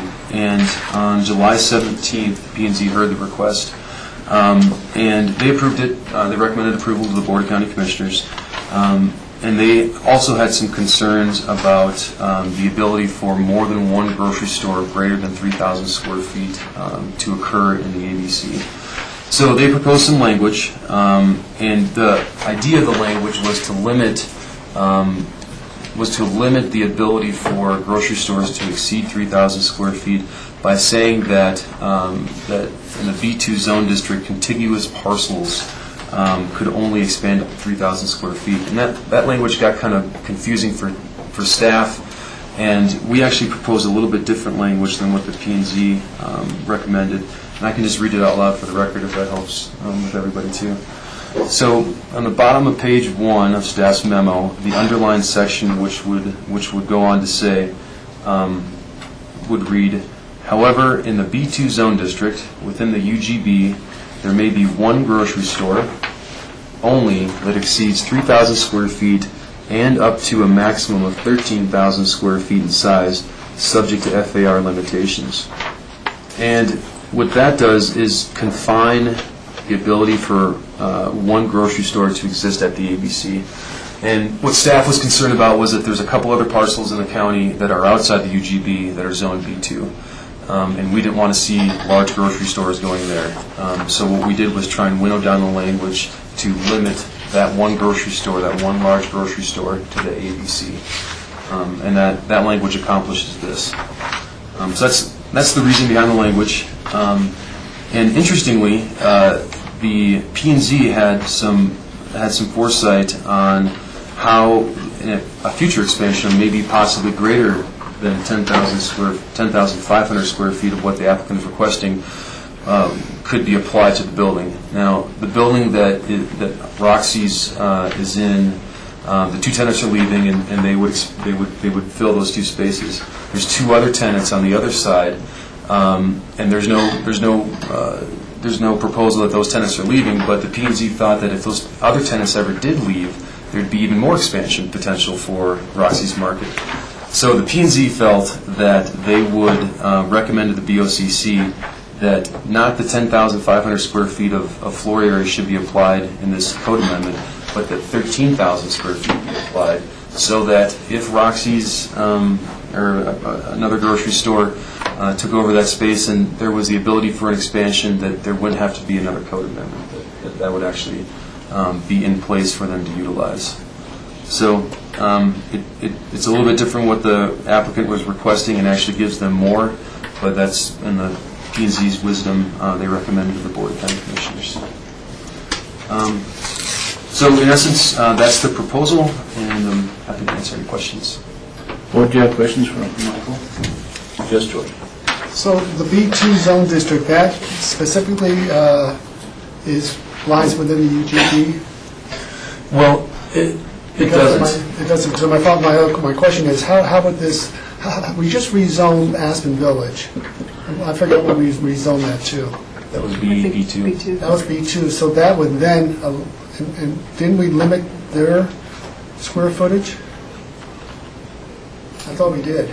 I'm not familiar. I mean, I'm sure they're, whatever the limits are under B2, I don't know if that was something specific to, but yeah, that was outside of the UGB, so that's the differentiation. I don't recall that we added any additional floor area limits. I mean, the limit that would apply, that applies today in B2, I mean, it says no more than 2,000 square feet of floor area per business is the limit, and then in B1 and B2, a grocery store, no more than 3,000 square feet of floor area. So that's language today. I'm assuming, I'm not aware of that we amended the B2 zone district for the Quick Mart. I think we just rezoned. So we just rezoned, okay, to allow them some expansion, but this would not give them additional expansion ability. Yeah, this is specifically to the B2 zone district within the UGB. Okay, and then this will be a question probably for Sunny to answer, but as you look at this expansion, I'm sure you'll probably talk about how you're going to address the traffic flow and the parking that's going to probably come from this expansion. Yeah, we'll let Sonny present. Yes, Rob, and then Ray. So just to be clear, this is the only B2 within the UGB. There's nothing like near Highlands or some other area of the UGB that's zoned B2. This is the only area in the UGB zone B2. And then I had also the parking question to be addressed. One other question that I had, what is the precedent in, or is there any in retail areas of somewhat kind of creating a monopoly of a sense of this? You know, we've addressed this issue with our airport with minimum standards and not creating a monopoly there. I mean, want to make sure that we're not violating any Sherman Act laws or anything like that. Well, isn't there equal protection? And not allowing another business to come in and compete. You know, it's basically creating an asset to this business that they could sell because they're the only ones that have the right to build this amount of square footage. You know, I was thinking, sorry. You know, I was thinking it's a legal question. If someone would find the tracer to the Sherman Act? No, not necessarily. Not to the Aspen Airport or Aspen Pickens County Airport. Yeah.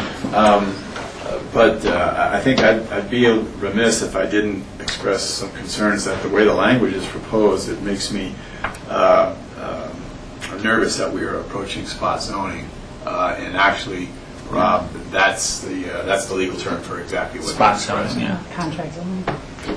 So you think the way the language is written right now, we may be spot zoning, which we shouldn't be.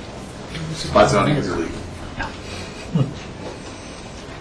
So, John, do you have an alternate suggestion? Well, so we avoid spot zoning? There are always different ways to skin the cat. And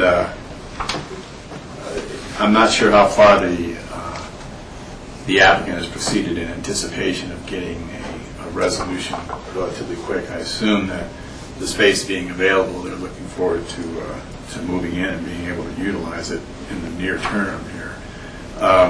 But there are other ways to affect the result. Actually, the way that the applicant first came in to the Planning and Zoning Commission seemed like a perfectly logical way to do it, to be honest with you. And the P&Z's response talking about the contiguous lots might be another.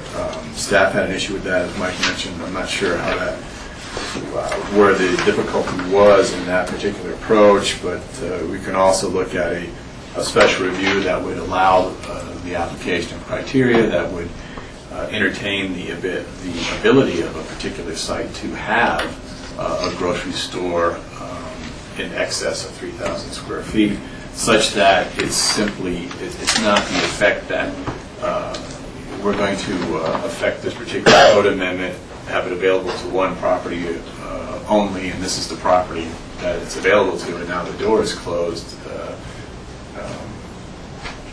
It seems to be about as close as you can get without maybe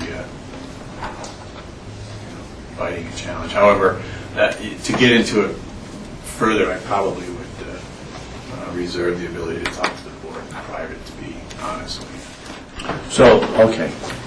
So we have some concerns outlined about it. So, any other questions for Mike? Yes, Rachel. Yeah, I'm trying to remember the name. It's changed, and I always have the old name stuck in my mind. But what about the little health food store there? How many square feet is that? Yeah, good question. They're less than 3,000 square feet, and they operate, and in fact, I think they even, someone said, I think at the P&Z hearing, they even got smaller than that now from what they were a couple of years ago. They've lost space, but that's about where they're at. They're less than 3,000 square feet. Yeah, because, I mean, similar to what John and Rob is just raising, I would hate to create an uneven playing field that this store can expand and offer a wider variety of customer services, and should the other wish to do so, they can't. And, they practically could be put out of business by if some large percentage of this new square footage was just put towards the exact same product line and that sort of thing. And so I would have some concerns there. And, I think it might well be worth revisiting what the original concept of the limits of the zoning were out at the business center. And I'll be the first to say that the character and the residential neighborhood, characteristics have changed there. And there may be demand for a larger grocery store. But I also would hate to see it really becoming something that attracts a lot of traffic at the end of the day, because we know how inadequate the Baltic Avenue Highway 82 intersection is now. And, it would kind of be in the past that the restaurant would be closed by the evening, and, people weren't really necessarily stopping in to buy a cellular phone after 4 o'clock, and the same with the cafe. But if it's, a real attraction for traffic through that intersection, where right now you often just can't cross to get into the queue to go out there. I just am kind of wondering if there's an induced traffic demand that we're not really fully accounting for with this change in use. And I would want more information about that. I mean, for the proposal that we see here,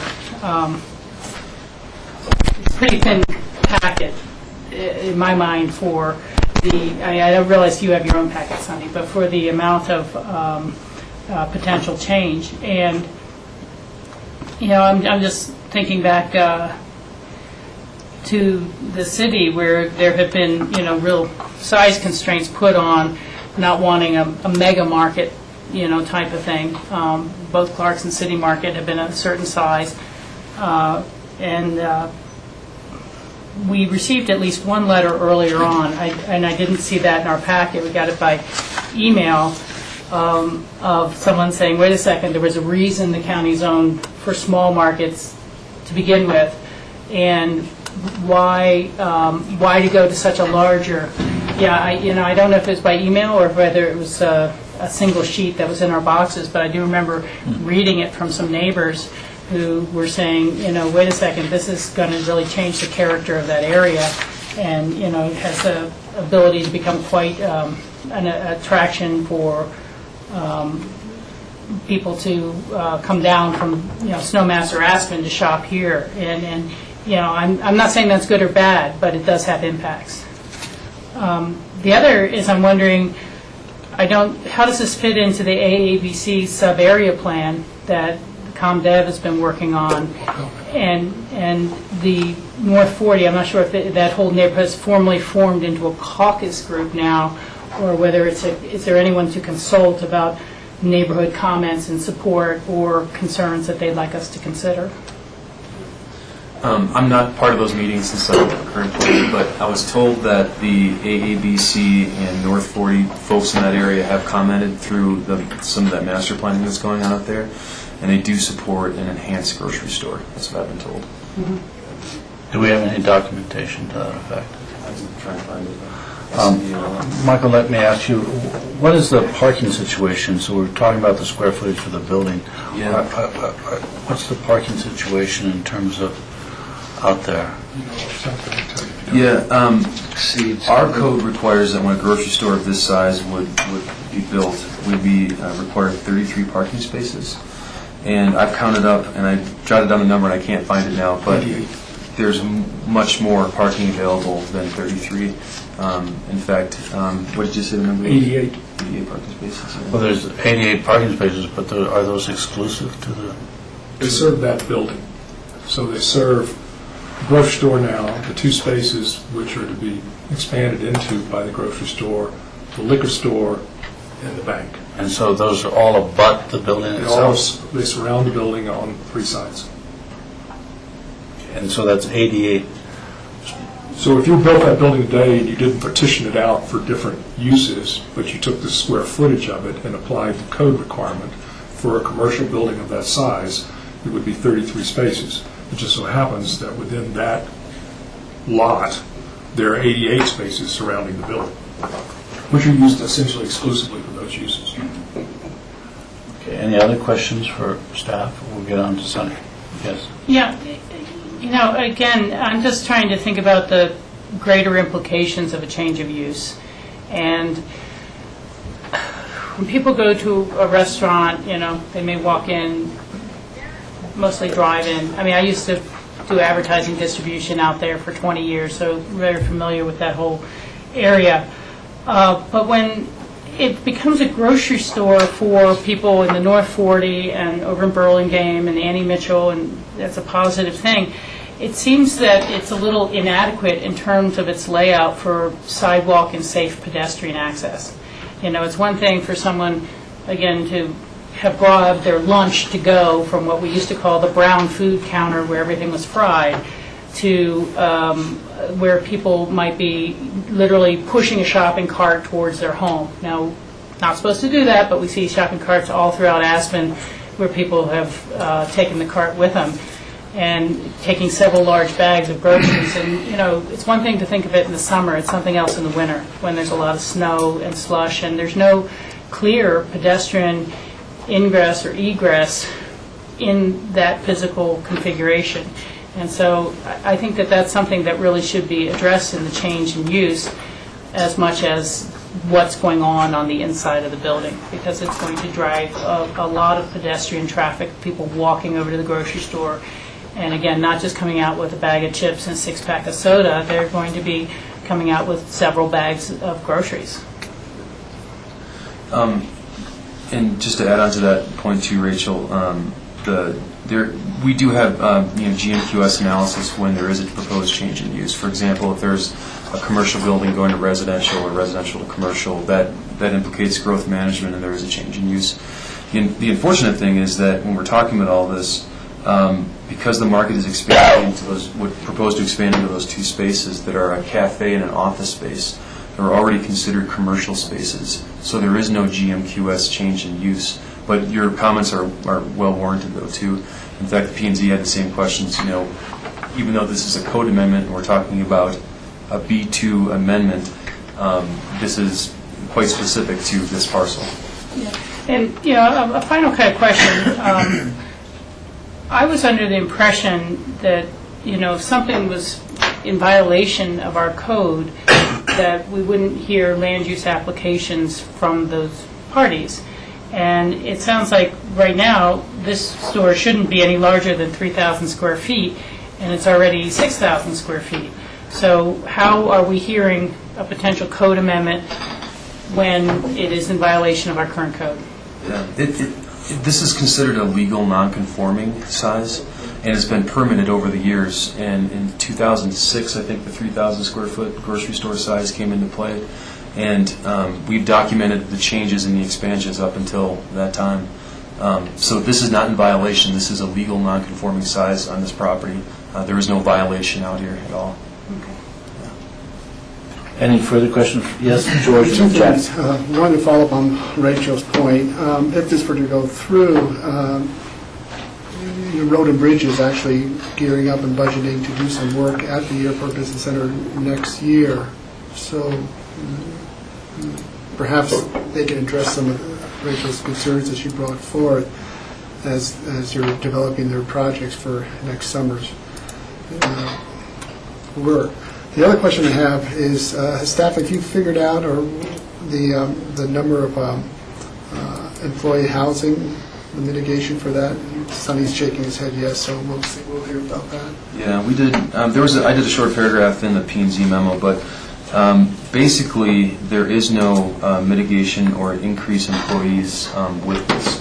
And the reason for that is because the two tenants that are in the other spaces, one's a cafe and one's an office space. And those uses in our code have much higher employee requirements, or I should say employee generations, than does a grocery store. So there is no requirement in pursuant to our code to apply affordable housing mitigation on that. There's no increase in employees with this. I'm a little confused, but they're taking over that space. So those businesses will no longer be there. So if you were to look at a new business coming in and taking 10,000 square feet of commercial space, you'd use a certain formula. Essentially, it's almost like looking at it as a credit. I mean, there are various uses in that building today generating a certain number of employees. We're shuffling space. It's becoming grocery instead of restaurant. We look at how many employees that restaurant, the code gives a calculation for how many employees a restaurant generates versus a grocery store. And in this case, like Mike was saying, the restaurant actually, again, the way the code puts it together, it generates more employees than a grocery store. So actually by removing restaurant, replacing it with grocery store, we're looking at a decrease, theoretical decrease in number of employees generated. So there is no mitigation required. And again, that also gets into sort of Mike's comment about the growth management change in use, since we're not going commercial to residential, jumping big category, growth management categories we would kick into employee mitigation. In this case, we're not expanding square footage, it's just exchanging a use within a space. Jack? Yeah, generally speaking, I'm supportive of a successful grocery store. I think it's a great local amenity. I believe it really wouldn't attract traffic from 82 to shop here, because people go home where they shop, where they live. And again, this is a great amenity for that area. But I have problems with this language. There's three sentences here, and we make a statement, B1, B2, 2,000 feet, and then we say, but, then we go into a grocery store is 3,000, then we say, but, a grocery store can be 30. So I don't like the language at all. And John and Rob have identified another element, of course, about spot zoning. So I actually think it's appropriate and timing, according to the desire of the board, for us to go into executive session. I want to find out what John's thinking. And is there a way that we can address this issue that meets legal standards as well as neighborhood,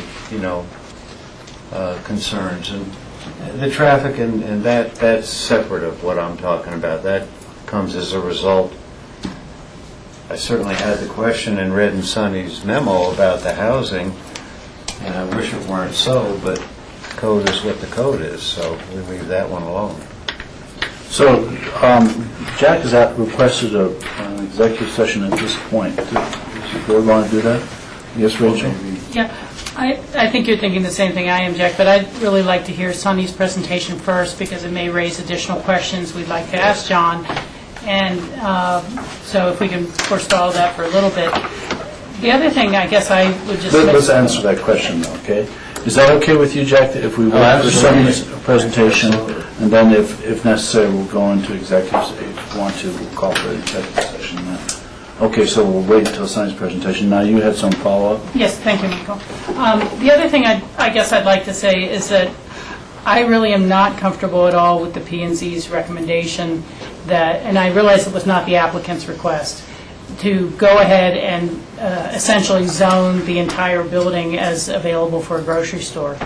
I think that having the diversity of businesses there is important, and it just, almost puts those existing tenants on a timeline to go away, in a sense. And it's more than the applicant has requested.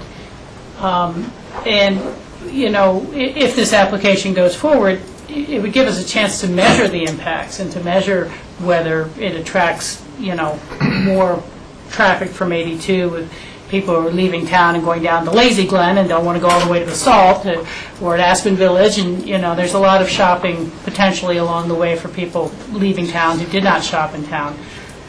So I just would like to express my concern that we stay with the original applicant's request as opposed to and can evaluate the impacts from there and entertain a future request later. But I don't want to open that door unnecessarily. Thank you, Rachel. So, is it time to let Sonny make his presentation? Sonny, are you ready to make a presentation? Thank you. So much of this is in the application which I submitted, but I want to talk about a few of the key points and perhaps clarify some of your questions. The 119 building has always been the retail personal service center for the AABC. And there have been a variety of uses in there since 1974, and there's been a grocery store there almost from the beginning. The size of that grocery store has increased over time as development within the AABC, both commercial and residential, and then subsequently residential development in the surrounding areas have placed additional demands on goods and services. Although I did not have it in my application, I speculated as to how it got to be where it was, given the current 3,000 square foot limitation. The county zoning enforcement officer put a memo together that was in the P&Z packet that tracked the various building permits that were issued over time and determined that, yes, they all had been done consistent with, one, the issuance of a proper building permit, and based on whatever the code regulation was at that particular point in time. So to go back to your question, it was constructed legally. The most recent renovation of it occurred in 2009 when Michael and Roxanne Lawler bought the property. They're here. They can answer some questions as well. And that's when it was expanded to 6,000 feet, and we picked up a couple of smaller businesses next door. There's a CO for that. The CO that was issued says it's in compliance with the building department's codes and with the zone district regulations. Why 3,000 was subsequently adopted when it was put in place, I really can't tell you.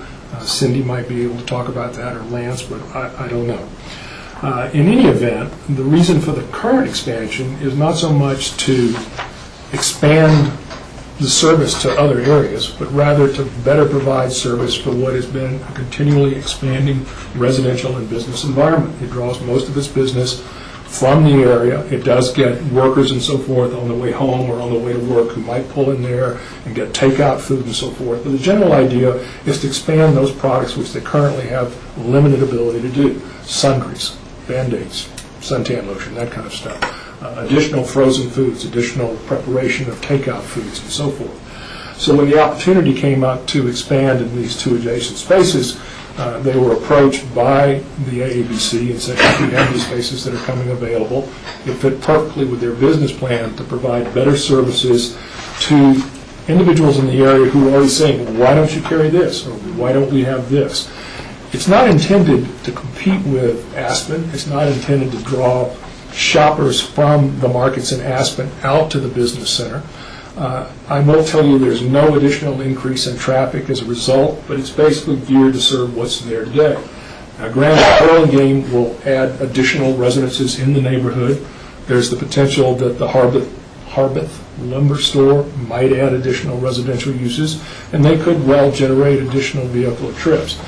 I can't speculate as to the extent to which that would be.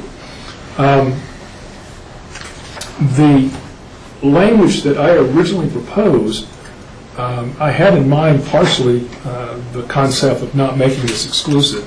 And in the application itself, it talked about limiting it to 10,500 square feet in the B2 zone district. And at that point, there are only two B2 zone districts. That's this one and the Aspen Village.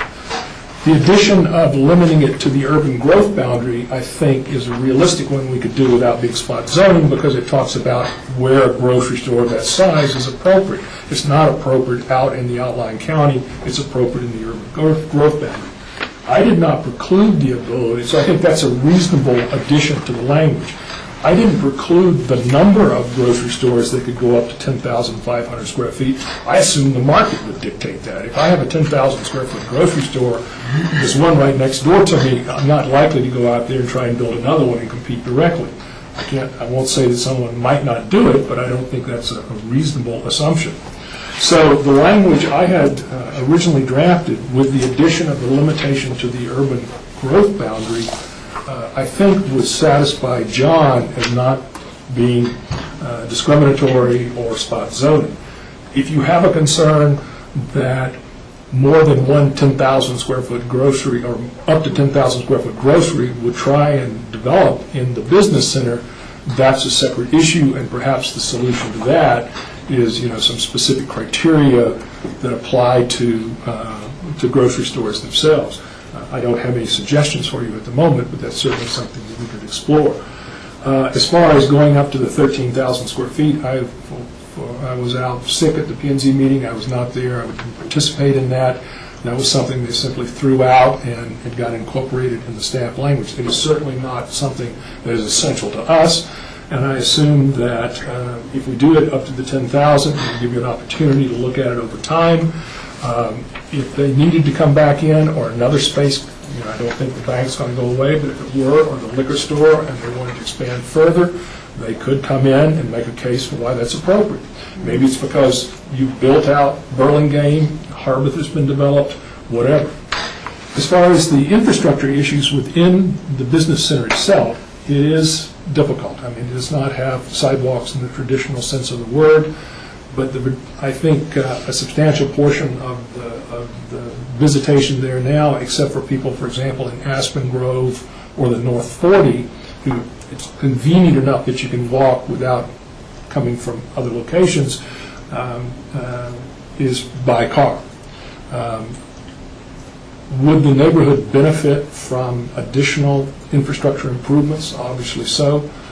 As George pointed out, there are going to be street improvements out there. I don't know whether they incorporate sidewalks and so forth. Many of the parking lots go to the very edge of the lot line and adjacent to the street. So I'm not sure to what extent that is a viable alternative at the moment. But I can speak to the fact that there is a demand for the additional services. We have a growing population out there, both commercial and residential. And by providing those services in that location, albeit somewhat disadvantaged from the lack of sidewalks and so forth, is another disincentive for those individuals to travel to Aspen. When you go past the roundabout to meet goods and services that they can't get at this market. So it's somewhat of a two-edged sword. Yes, by expanding the market, we make it a bit more difficult out there. On the other hand, by expanding the market, we accomplish one of our other goals, which is to keep people off the highway and for making unnecessary trips into the city. as Michael pointed out, there has been a demand from the individuals in the neighborhood for increased market services. There was also some language in the update of the Aspen Area Community Plan, which pertains to the west of Castle Creek corridor, which they don't speak specifically to grocery stores, but they talk about the fact that ABC should contain sufficient basic commercial services such that the residents would reduce the need for unplanned trips to Aspen. And I think this speaks directly to that particular issue. The demand is there today. I think the other issues that you refer to should probably be addressed. It certainly makes sense to look at what the county is proposing to do in that area. But the demand is there today. I think we could tailor the language to address John's concern, and I think this would be a benefit to everyone involved if you would see fit to allow it to go forward. I'll answer any questions you have. Rachel? Yeah, thank you for all that, Sonny. Again, I'm pleased to hear that your request is just for the 10,000, and we'll let time tell what other changes may be necessary as that area continues to mature. But I do think there still could be improvements that you make that are specific to the layout of the parking lot. The improvements the county may be making to the county road to assist with pedestrian access is one thing, and we haven't seen those final plans and designs yet. But you still don't want a sidewalk that the county has built to just drop you at the middle of an area where it's very difficult for people to tell what is a one-way, what is not a one-way, where is there a safe corridor. You're getting to be a larger parking lot or larger market where people are going to be taking their carts out to their car and potentially leaving them out in the parking lot, not necessarily walking them back into the store. And it's I need to say this, I think it's a lovely market. I think you offer a great product line. I've stopped there myself, numerous times to say, hey, let's just go in there, we can get something good, type of thing. But as the nature and the characteristic of it changes with the size increase, so will the utilization of that parking lot. And, from my experience, people go in there and park in that parking lot all the time when they have a meeting over at the ski company, and the ski company's parking lot is full, or any of the other kind of surrounding businesses, even though this is dedicated to that one building. And so I'm just suggesting that I think that there really should be a parking lot improvement plan associated with this project. In the winter, a number of the parking spaces become snow storage sites, as it is now. They're not really fully snowplowed. So, in the winter, you lose some of those 88.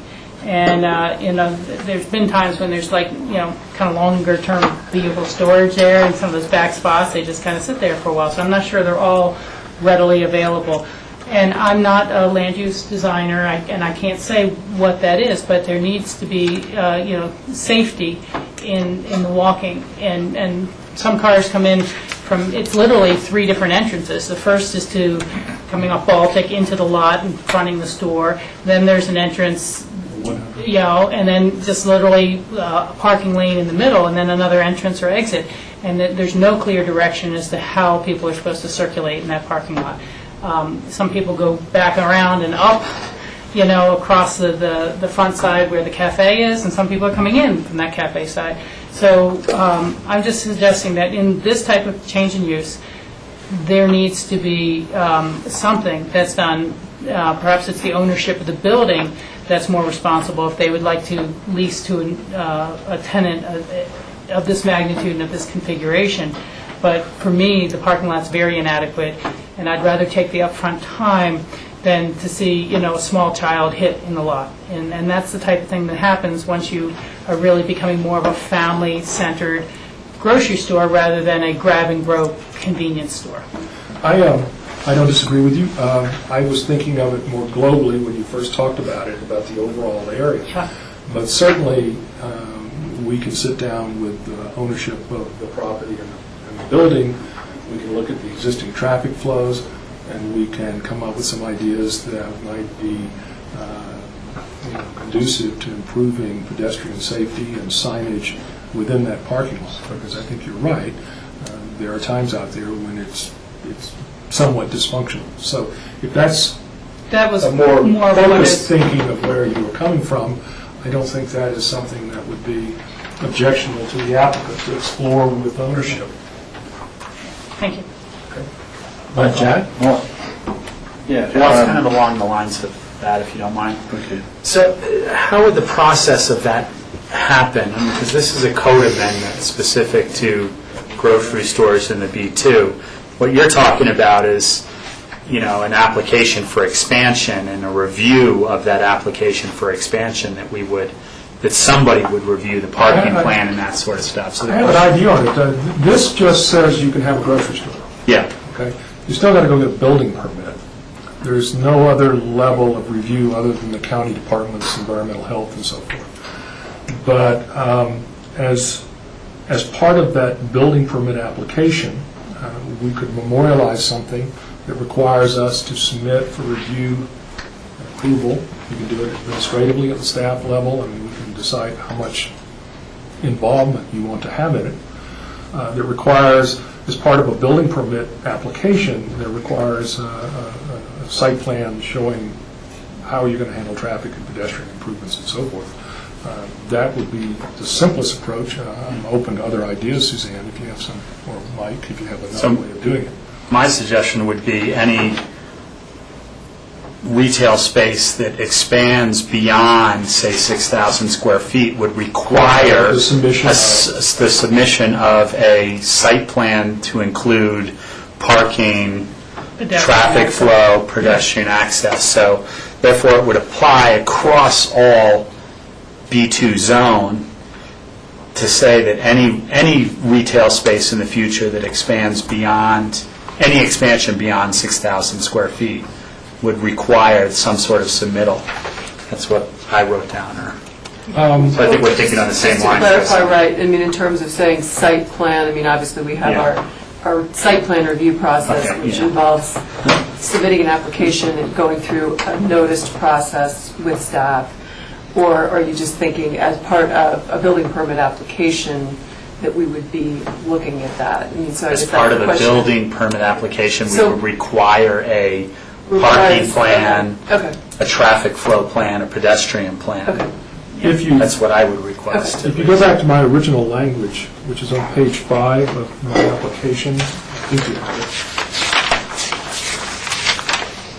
And putting aside for the moment that this would be revised to limit it to the urban B2 zones and the urban growth boundary, of which there's only one, I had in the B2 zone district, the grocery store should be limited to no more than 10,500 square feet of floor area, and then you could add language. There's no 6,000 in here, that just happens to be the size of this grocery store. We could say, you know, a grocery store of up to greater than the 3,000, but up to the 10,500 requires the submission of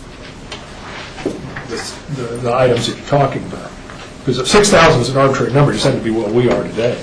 So what you're really saying is that you're limited to 3,000, but if you want to go above that in the B2 zone and the urban growth boundary, there are certain things that you have to address. That is a traffic, what you call it, I like that, a parking, Pedestrian parking and a traffic parking and pedestrian improvement plan or something, or it's submitted as a condition of the building permit application. And I guess part of what I'm trying to get at is that it would be submitted in any building application for, you know, because if you go to 8,000 square feet and then you go to 9,000 square feet, I want at each expansion. At each expansion, I'm sure these guys can come up with some language. You know, that would be submitted because it changes the flow of everything in each expansion. Is this to this point? Yes, yes. You know, I like that idea as a potential route. The other route I was thinking of was that you could make the ability to go to the size subject to special review, and then that type of parking and access plan would be criteria or subject to the special review. But as long as it's covered, I don't, you know, want to make unnecessary steps. I would simply add to that, I think that, you know, between the restaurant and the grocery store today, there's a pretty healthy amount of generated trash. There's already a trash zone. But this plan should include what is the trash slash recycling area, and what is the loading zone for the deliveries of trucks? Because you're going to see potentially larger trucks or trucks at different times, or more delivery trucks from different product providers. So I think that all happens within the parking area, and so those should be part of that plan as well. Two further things on that. I think that also, if you don't limit it to one, but you have this requirement that you got to have this ability to service it in parking and all, somebody else comes in on another lot, if you visualize the ABC and says, I want to put a grocery store, you have ability to look at it and say, well, I'm sorry, but the grocery store doesn't work in this location because of these constraints. Yeah. So that gives you an additional tool, Rob, to sort of address other potential grocery stores. Second, the one thing I didn't mention in my presentation, but I think it's relevant, is that in order to meet their product storage right now, they are also leasing about a 800 or 900 square foot space elsewhere in the AABC, so they take deliveries and maintain their inventory, which creates an impediment or a problem, particularly in the winter when they got to move inventory up from another building in the ABC and truck it over to the grocery store itself. So, as it's currently envisioned, at least 1,000 square feet of this proposed expansion will allow them to consolidate back-of-house storage for the grocery store within the grocery store proper, which makes it easier to service the shelves, it makes it easier to take deliveries, and it cuts down on traffic, obviously, within the AABC itself. So I think that's an important part of this. Again, as long as where the loading zone is going to be, how that's kept safe, and the trash and recycling is part of that exterior plan, because these are changes that will impact those. And these are all reasonable. Any other questions, Jack? Did you? Yes, Jack. Yes, Sonny, I'm wondering if we have a market that's currently 6,016 feet, and the additional space proposed to be included in the market is 3,072 feet, which totals 9,088. Why are you asking? There's another space of 1,024. There are two spaces that are being picked up. Oh. Look on page 3, Jack, second paragraph. Blue Sky Cafe is about 3,072. The Mountain Resort No, I see, is 1,024. 1,024, which gets us up to 10,112.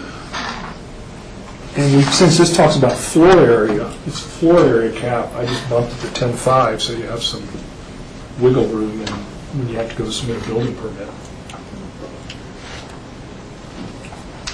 Yeah, no, I missed the 1,000 feet. So, and if you look at what it is now, it's 6,000 grocery store of only 5,500 that's actually grocery store. There's a little space up top, about 500 square foot. That's the office and the employee restrooms. And then there's another 800 square feet, if you called it 68, which is the off-site storage. So if you take everything that comprises the grocery operation today, it's about 68, and it's going to a little over 10,000, including the relocation of the off-site storage to the grocery store itself. Rachel? Are there public restrooms in the grocery store? They're upstairs right now. There are restrooms. But will there be planned public restrooms in the expansion? Yes, yeah. Could you identify yourself, please? Oh, I'm sorry. Mike Lawler. Right. We need it for the record, So my wife, Roxanne. You know, I'm more familiar with the store, and they let you use the restroom upstairs before. But I'm just kind of wondering, in terms of our code and the requirements from a change, should there be handicapped accessible restrooms if you have a grocery store the size of 10,000 square feet? And I appreciate that you're planning those things in advance, but it may be something that we want to make sure those standards, would that be what gets hit when it goes in for building permit? I'm assuming that's a building code requirement, and again, I would assume they would be required to. Okay, because I don't think that we require necessarily public restrooms for businesses of 3,000 square feet or less at the business center. They can just say, no, sorry, we have no restroom at the pack and ship store. Yeah, and I'm not familiar with the specific, but we can check that out with Brian. There is technically a handicap bathroom in the back of the building by the restaurant, which you have to access the restaurant or through the access, or through the entry into the back of the restaurant, there's a handicap bathroom there now, which I guess meets the code, but we would build Do something better. Okay. which would take up part of the square footage also. And I'm just trying to think about our code for future things as well, that certainly seems to be a trigger point for having a public restroom when you're having a larger shopping experience. Any further questions? Jack mentioned that he'd like an executive session. Jack, do you still want an executive session? Seems reasonable unless we try to craft language in public, but John indicated it might make sense to have his advice. So, board, yes, Rob? Well, my position at this point is to drop the one grocery store part of this language, which takes out the spot zoning issue altogether. That was not our intent. Yeah. And that was our suggestion as well. Does that meet your litmus test, John, or do you? That's the one. The focus of concern, without a doubt.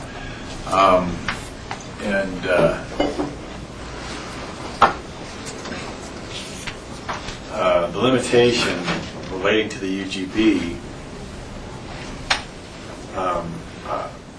to be honest with you, is a question of comfortability of the board as to whether or not there has been an adequate demonstration to you that there is a distinction between B2s in the UGB versus B2 zones districts that are not in the UGB, and whether that's been demonstrated through any sort of planning exercise such as a master plan or regional plan.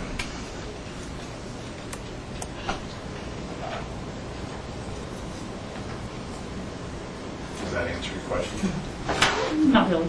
So What was the question? John, What was the question? What you're saying is that there might be a concern with spot zoning, given the fact that we're zoning two different areas of the B2 zone. We're saying you can do this in one part of the B2 zone, but not in another. Well, and I could say, I mean, not having looked at the Down Valley Comprehensive Plan in a while versus the very recently adopted Aspen Area Community Plan and pending, what is it, the WOMP? West of Maroon Plan. I mean, I think, I think there would be enough, I think you could pull enough information out of the AACP versus the Down Valley Plan to make a distinction. I don't have that in front of me right now, but I certainly think you could see the difference between encouraging this type of a use in the ABC in the urban growth boundary versus out in the rural area on the highway corridor. And I would think we would find a justification in those plans, but then we could certainly add that in terms of findings for the ordinance for second reading. Then if the board is comfortable with that, then my recommendation would be that very thing, that we include within the record those planning efforts and adopted plans, and have that as part of the demonstration to the board, so that your decision can be based in part upon that. And if the board is comfortable at that point with that type of a demonstration and with the excise of that last inclusion in the code amendment, then I think we can go forward. So you're comfortable with that? Because ultimately, for me, you need to be comfortable with it. I am. Well, that takes care of maybe the exec session, but is this, Michael, may I have a question to you? I expressed before, I'm just uncomfortable with the way this whole paragraph is. It says in plain terms B1 and B2 is 2,000, but then it makes an exception, and then it makes a bigger exception. So is that the way to write the language of this section of the code? You can certainly work on that and make it more clear because there are other types of personal service outlets. So I think making it specific that personal service outlets other than grocery stores are limited to 2,000 grocery stores in the, anyway. I mean, I think we could clean that up to say the same thing, but maybe I'd appreciate that effort. I think it would be a benefit. Jack, the reason it is the way it is the italics is what is in the code now, which currently says at 2,000 square foot, and then in the B1, B2, it allows 3. So for whatever reason, that's the way the... No, I understand, but I want Paragraph to change it, since Okay. we're going to amend if it's reasonable to do from staff's perspective. So. And Jack, when you say, am I comfortable with the two-pronged approach, so to speak, excising that language and then the inclusion of the reference and a demonstration of the recently completed planning efforts, it does. But I mean, the reason I answered the way I did initially is it's not so much my level of comfort there as the board's. If the board is satisfied with the demonstration that there is reason to treat the B2 zone district differently depending on where it's located in the UGB or out of the UGB, then that is the level of comfort that really has to be met, not my individual judgment. Well, I understand, but ultimately we want and respect your advice. So my comfort level, though I certainly have no problem taking on the responsibility of making the decision, I want to make sure the path is pretty well clean. And it sounds like we're not adding those conditions, as it were, I'll call them conditions, that you have articulated and evolved out of this discussion. We're not adding that to this language. We're putting that in the body of the approval, so it's clean. And so I am comfortable with that. Well, just hypothetically, I suppose we could make a B2A zone and a B2B zone and zone these completely differently.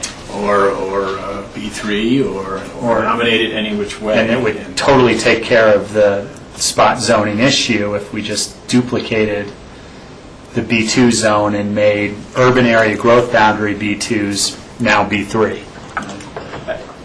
In a nutshell, a spot zoning is an event that's illegal because it occurs when a zoning action is taken to benefit one particular property owner, or a very isolated and small class of property owners within a larger class or a larger framework. The zoning action is completely defensible when it relates to a preceding planning effort, like the ACP or the Down Valley Comp Plan or any other planning efforts that have preceded the zoning action, the rezoning. So by beefing up the record and making a demonstration to the board to justify why we're treating two different areas differently, even though they're zoned the same, is certainly one way to do it. Building in a special review criteria is another way. Just nominating a new zone district is probably what you see more often, to be honest with you, at least what I read about in case law more often.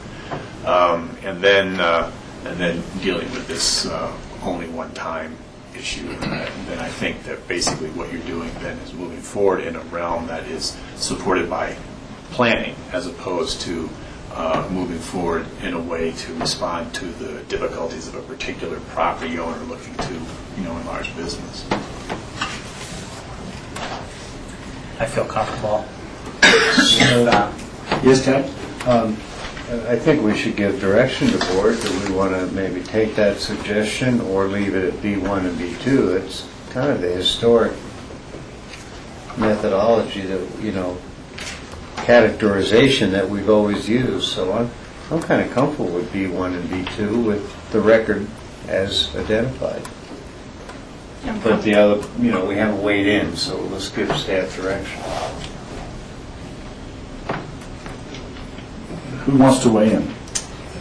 Yeah. Well, I'm just stating for the record that I think the fact that the master plans have different outlines or planning for different areas, that it's pretty clear that we want a different planning for the urban area growth boundary than we do the B2 and other areas, which is what you're saying is submitting those plans into the record states that and makes our argument that there was an intended difference based on the master plans. Yes, Rachel. You know, I'm kind of sitting here thinking about process. And if we were going to be creating a new zone district as opposed to amending the code language, we'd have to go back to P&Z again and start over. And I have no idea what the timeline of these applicants are, if they're hoping to get something done for this winter, but that might really slow it down quite a bit. And so my feeling would be that as long as we are on as firm legal ground with either approach, then I don't want to create a new zone district.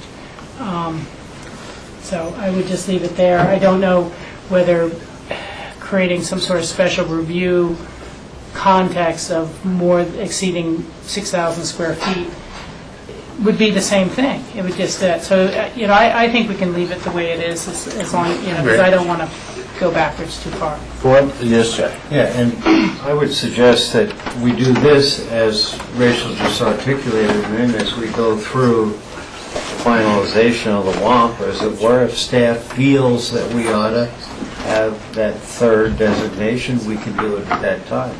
That's true. That's true. George, is that okay? I'm fine with it. We appreciate that because, you know, the differences in the two zone districts might be only the grocery store part of it, so you just make a much more tortuous code. So if we can accomplish it the same way and eliminate additional special review where criteria for special review are pretty wide open, this is a great way to solve the problem. We would appreciate that. So, board, I'll request a motion in here. Yeah, I'll make a motion to approve the code amendments for the zone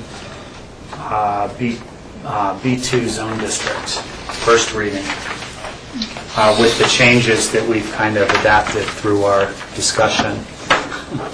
So let's outline those changes. One of the changes is that we're talking about 10,500 square feet. Another change is that there's going to be special criteria for road, pedestrian access, and service areas. Is that right? Through the building permit process. Yeah, through the permitting process. And have I forgotten something? At the inclusion of... Not limited to one. Change in language of the code. Yes, we're not limited to one. A redraft of the language to address Jack's concerns. That satisfies John's concerns. Yeah, I would second that under the title of ordinance of the BOCC, amending Title 8, Pickens County Code, specifically the 2006 Land Use Code for Land Use Code text amendments, just to have that in the record. Is there a second to that? My second first, Jack was the second. He was just clarifying the Because Rob didn't really read the... I didn't read the whole ordinance. Right. So Jack was the second. Jack was the second, I was the first. Okay. Any further discussion? All in favor? Aye. Thank you. Thank you very much. I appreciate you finding a solution to this. John has to get out. When is the second reading? September To be made between the two. September 26th. Yeah, I was going to say. So we're at the, almost at the end of our meeting, but I think that we have open discussion and a possible executive session. Our county manager isn't here for any administrative open discussion. Does the board have any open discussion? You know, I had an open discussion, but probably we'll wait till next week when the county manager's here. Okay. May I ask a question, please? Yes. Wasn't this a public meeting? It was posted a public meeting, not a public hearing. Oh, so, pardon me for asking. So is there one at some point? Oh, for this particular, the one you just discussed? Yes. Or is there an opportunity for me to submit a letter like you had mentioned? I guess that you got one. Okay, thank you very much. Could you identify yourself? Yes, sir, pardon me. I'm Pam Duke, heretofore referred to as the other business being removed and mountain resort interiors. Okay. And Lindy, we're having a second reading and public hearing and will public be on hearing. September 26th. If you'd like to submit something now that the board can read before that hearing, I'll be glad to make a copy for you. Yeah, as a matter of fact, I did, because I thought, I'm a little emotional, obviously. That's okay. That I couldn't make it through it, so. All right, why don't you give me It's that, my I'll make a hand copy, and scratching. that's okay, as long And- as they can read it. Okay. And then they'll have that before. Why don't you stay here and I'll bring it. Thank And if I you very wanted to much. submit just a little bit more about it, then, like, is it okay for me to talk? Well, it's the end of the hearing, so we can do some clarifying questions, which I think we've taken care of. Okay. And you submitted your letter, which Lindy's going to make copies of. So I think we'll leave it at that until, if you'd like, till the second reading and public hearing. Okay, thank you. So, John, we talked about open discussion, but it was curtailed because you weren't here. But George, do you want to do your open discussion? John is here, unless you have any open discussion to begin with. I was just going to clarify, we brought up 2 board appointments yesterday. We're still working on clarifying the housing one as far as that goes, but we also have the Healthy Rivers and Streams Board, and so I just thought I'd bring that information to you today. You can probably help me with this, John. That we've got 2 board members, Lisa and Andre. Andre Rivers, and then let's see, Lisa Tasker, who are reapplying to be on the board. And I think we need to check in with you to see if you want to re-interview before making an appointment decision. And then we have Steve Hunter, who resigned, and George, he is out of your district. Okay. We'll continue now. He was not. He was out of. Well, he county. originally was, and then he is out of county, right? We had him as District 5. Yeah, that's true. Yeah, he moved. Yeah, he moved down valley. Yeah. Twice, actually. So, board, the question is, do we want to re-interview Lisa and Andre Willie? Yes, Jack. Yeah, I mean, I support the individuals here, but I feel a little disconnected. I'd like to have a attendance, just a bit of an attendance. I know Lisa has that up to a certain point, but I don't know if that includes the last year. So I'd like to understand how the attendance is going. For all the individuals on the board, Jack? Thank you. Well, yeah, I guess that would be reasonable if you're going to do a couple. Given our last discussion about individualizing, equal protection on the board. So we'll get that done. John, you weren't here, but we had a very long discussion about spot zoning, and so this is spot attendance, so we're trying to get away from that. Yeah. Well. And I really appreciate getting the feedback from the board members too. The little, what were your accomplishments? What can staff or the board do better? I think there was a simple 3 or 4 question re-interview application, and it's mainly, I think, for feedback to us. I think it's good to get. Do you want just the form, or do you want a physical interview, I think is the question John's asking. I would start with just the form, and if there's questions, I think then that could be the end of the interview process. So how does the board feel about that? Yes, Rachel? Yeah, we've been kind of cleaning up these processes for a while now, and on one of our recent ones, once we had advertised a position and interviewed new applicants, we realized we were kind of putting perhaps our existing board members at a disadvantage because they weren't able to interview face-to-face. And so given that in the same time frame we're going to be advertising for an opening and we'll probably have multiple applicants, I think we should re-interview our existing board members so that, again, they feel they're on equal footing when those potential reapplications and appointments come up. So just to keep our process consistent, I think we should re-interview. And also, they would fill out the The questionnaire. form, they fill out the questionnaire, That and then was we really re-interview as well. A plus. I just see that as being consistent with what we just did with the Housing Board, and I think it was Marcia Goshorn was the existing member, and didn't want... So you're talking about interviewing all 7? No, just the 2 that are coming up for reappointment at this time, And the new applicant whenever that occurs. or applicants, yes. So how does the board feel about that? A re-interview, a form fill out and a re-interview, once the forms are reviewed by us. So what you're saying, Rachel, is that we would then be re-interviewing everyone who's reapplying if there's going to be an open seat that we're going to be going out advertising. So basically, we're just going to be re-interviewing everyone. I'm just trying to relate to consistency of what we did last time, but, you know, I think it's not quite fair for someone who maybe has served for 4 years or more, and they reapply, and they get a little form to fill out, and then 2, 3, 4 other people come in person and say what great new energy they'd bring to the board and get it back and forth with us and get to answer our questions. And it just didn't feel like equal footing for our own existing board member. You know, I know it means perhaps more work, but and particularly in this case, being a fairly new board and these people completing the very first term of board members, I think the feedback will be valuable. But if it's anything like when we set up this board, we probably had 24 applicants for 7 seats.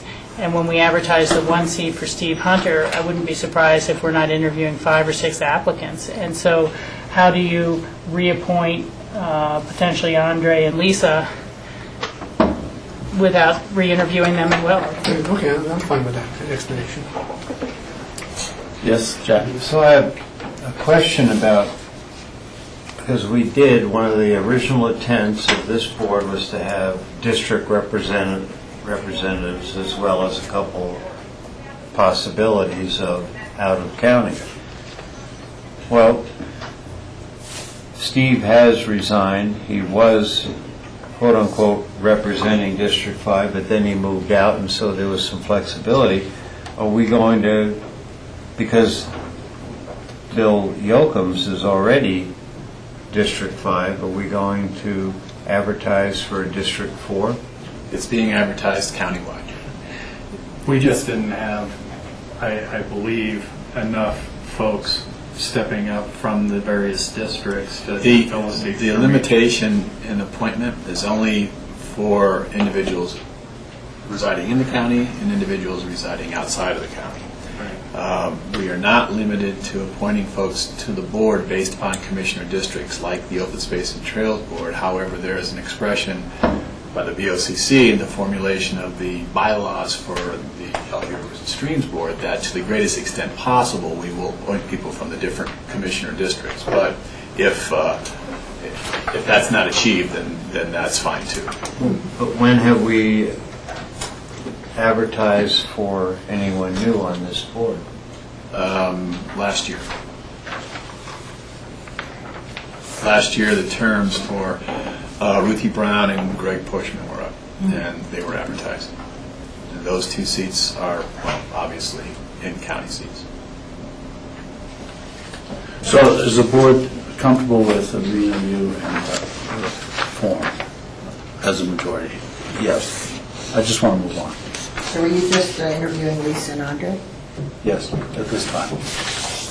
And whoever the new potential applicants are. Any further open discussion? Not from me. Board? Yes? There's been a concern about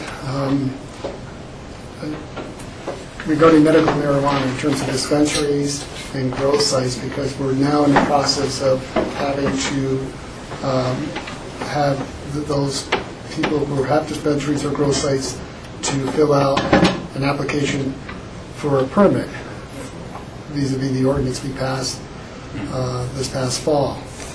And one of the concerns from the party has been the legitimacy of a dispensary in Holland Hills. And when I talked to our enforcement officer, he then, as he started to look into that, he started to learn that there were one or possibly two grow sites in that area that he wasn't aware of.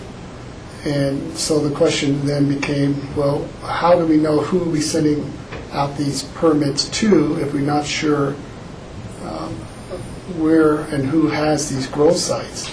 And then to that point, how do we notify the neighborhood and the adjacent homeowners that there are applicants applying for a permit for a dispensary or a grow site?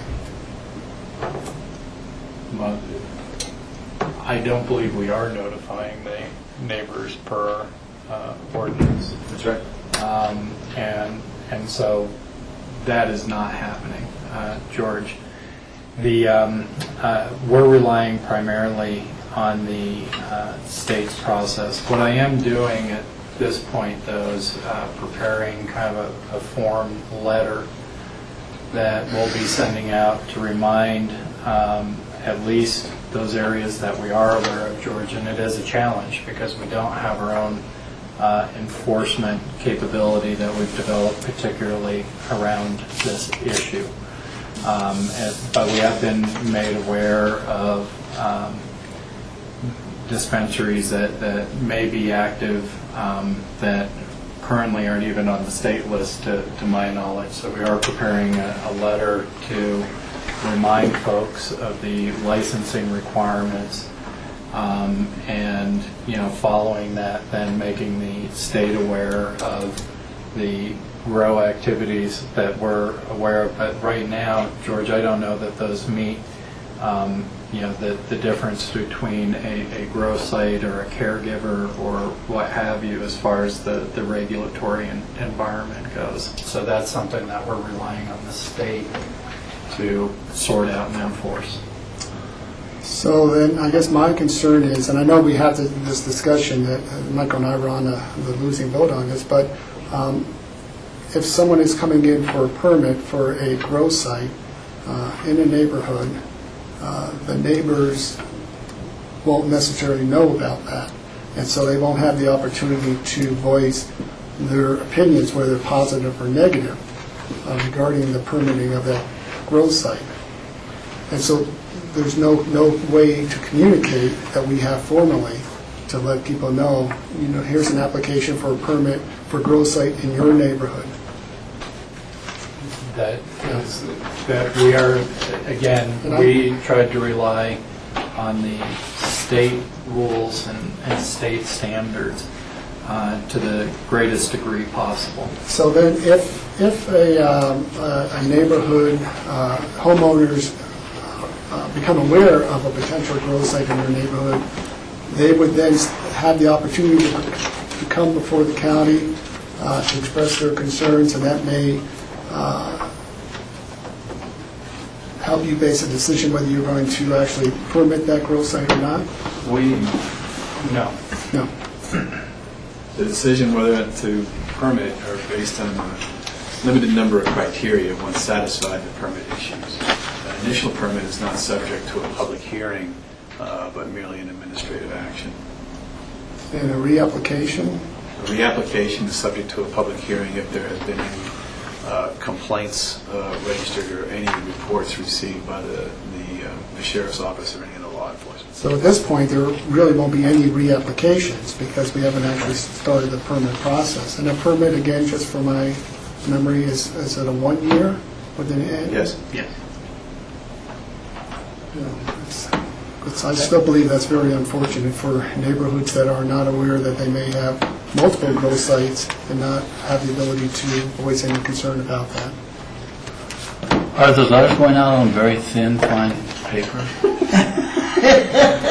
What did he say? What did a teaser? Sorry, John. Okay. Are the permits applications a matter of public record? Yes. So, I mean, can we publish those? Do we publish those? Don't they have the addresses on them? We don't publish them per se, but they are available to anybody as a public record.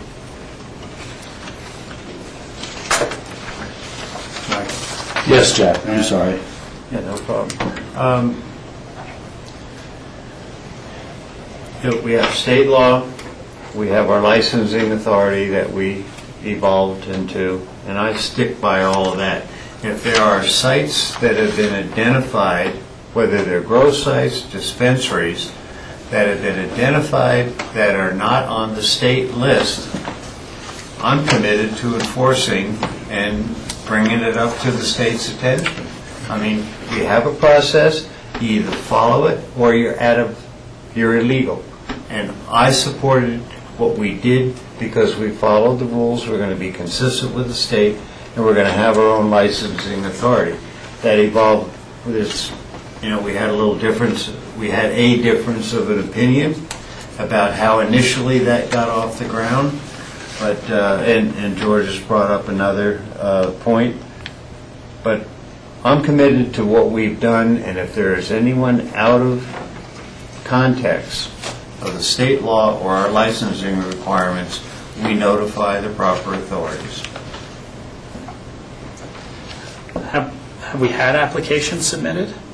We haven't, and that's why we're doing the letter at this point, because, the goal is, the way we're approaching is, the goal is obviously compliance with the licensing rule, and so the first step is notification, reminder.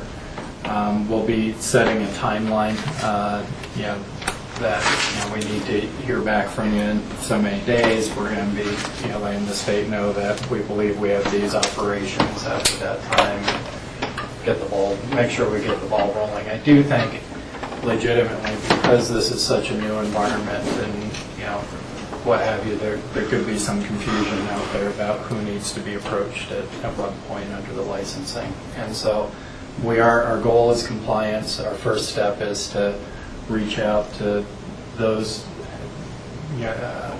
businesses that we believe are active. And again, we don't know the scope or where they fit within that regulatory scheme. And when do their licenses expire? Because they were issued by the state before, right? Or yes, the state should have issued. Now, it's not clear to us in our communications with the state, right? But the state recognizes them being grandfathered in until July 1st of this year, which is why we took our action. Right. Okay. And so at that point in time, there should have been an application filed by everybody local here with us. That would also be dovetailed into the application that they have to file with the state. Theoretically, they're all expired at this point.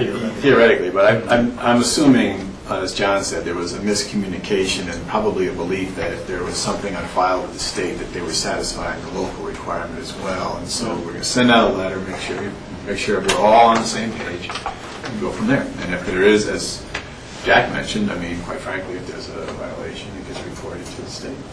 But rather than jumping to that point now, as with any enforcement, not just this type of issue, but with any enforcement, there's a notification and a request to come into compliance, which, if heeded, then, And is there a timeline on that? John said there would be. I'm not sure what date you want. Yeah, we're in, actually, that was going to be a discussion. It was going to come back to you. But we're going to put, we're going to start thinking about a 30-day timeline from the time we send the letter out. But again, want to work with code enforcement. Is it a registered letter so we can document when we send it and any of that, or? We could certainly do that. Well, it's up to, I don't want to micro this, it's up to staff, but we ought to, definitely do everything we can to document, to have a timeline, make people comply, because that's the only condition that I went forward on this as an individual commissioner, that we're going to follow the rules totally. And if there, and again, I'm being redundant, but if there is word out in the community that there are sites that are unknown, we've got to follow through. And, I don't like the idea, but I'm committed to following the rules. Agreed. Michael? Yes, Rachel. And correct me if I'm wrong, but there is no licensing for a caretaker grow site. That's correct. That's correct, and that's why I think Distinguishing between the two is a challenge. And that's probably part of the nuance that is confusing here. But there is a limitation on the number of plants you can. That's correct. Yeah. Correct. And There's no nuance there. That's correct. Right. The number of plants per patient. Right. And a limit on patients. Okay. Any further open discussion? I just got a press release from Pat notifying that the assessor's office is going to start charging fees for access to their website. They have a new website, and it seems to be saying for heavy users there will be an access fee. For regular users, there won't be. I'm not sure what that is, but I'm not enthused about hearing about it from Pat Bingham, quite frankly. I'd rather hear it from the assessor and his plans, or from the county manager. So, Well, I'm hearing it from you, so. it's $35 a month or $350 a year, and that's sort of a policy thing. It seems to me that we need to be included in. That would make sense. I'd just like to have that discussion.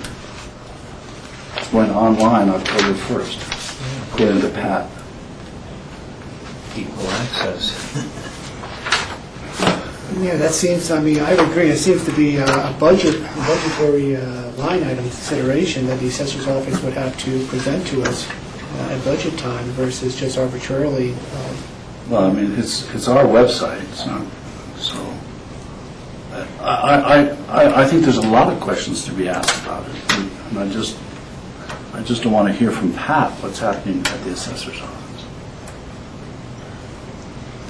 Agreed. Let's give John some time to look into that and set up some hearings on that, or discussions. Okay, John? Send an email. Okay. That's what happens with those independent other elected officials.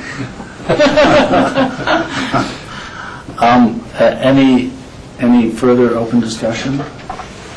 Is there a motion to go into executive session? For the purposes of? What are the purposes, John? Well, it's for negotiation. Let me get my list. What did we want to finish here? Well, in keeping with the fact that there is an executive session scheduled for next week, the board I'm comfortable if the board wants to wait until then.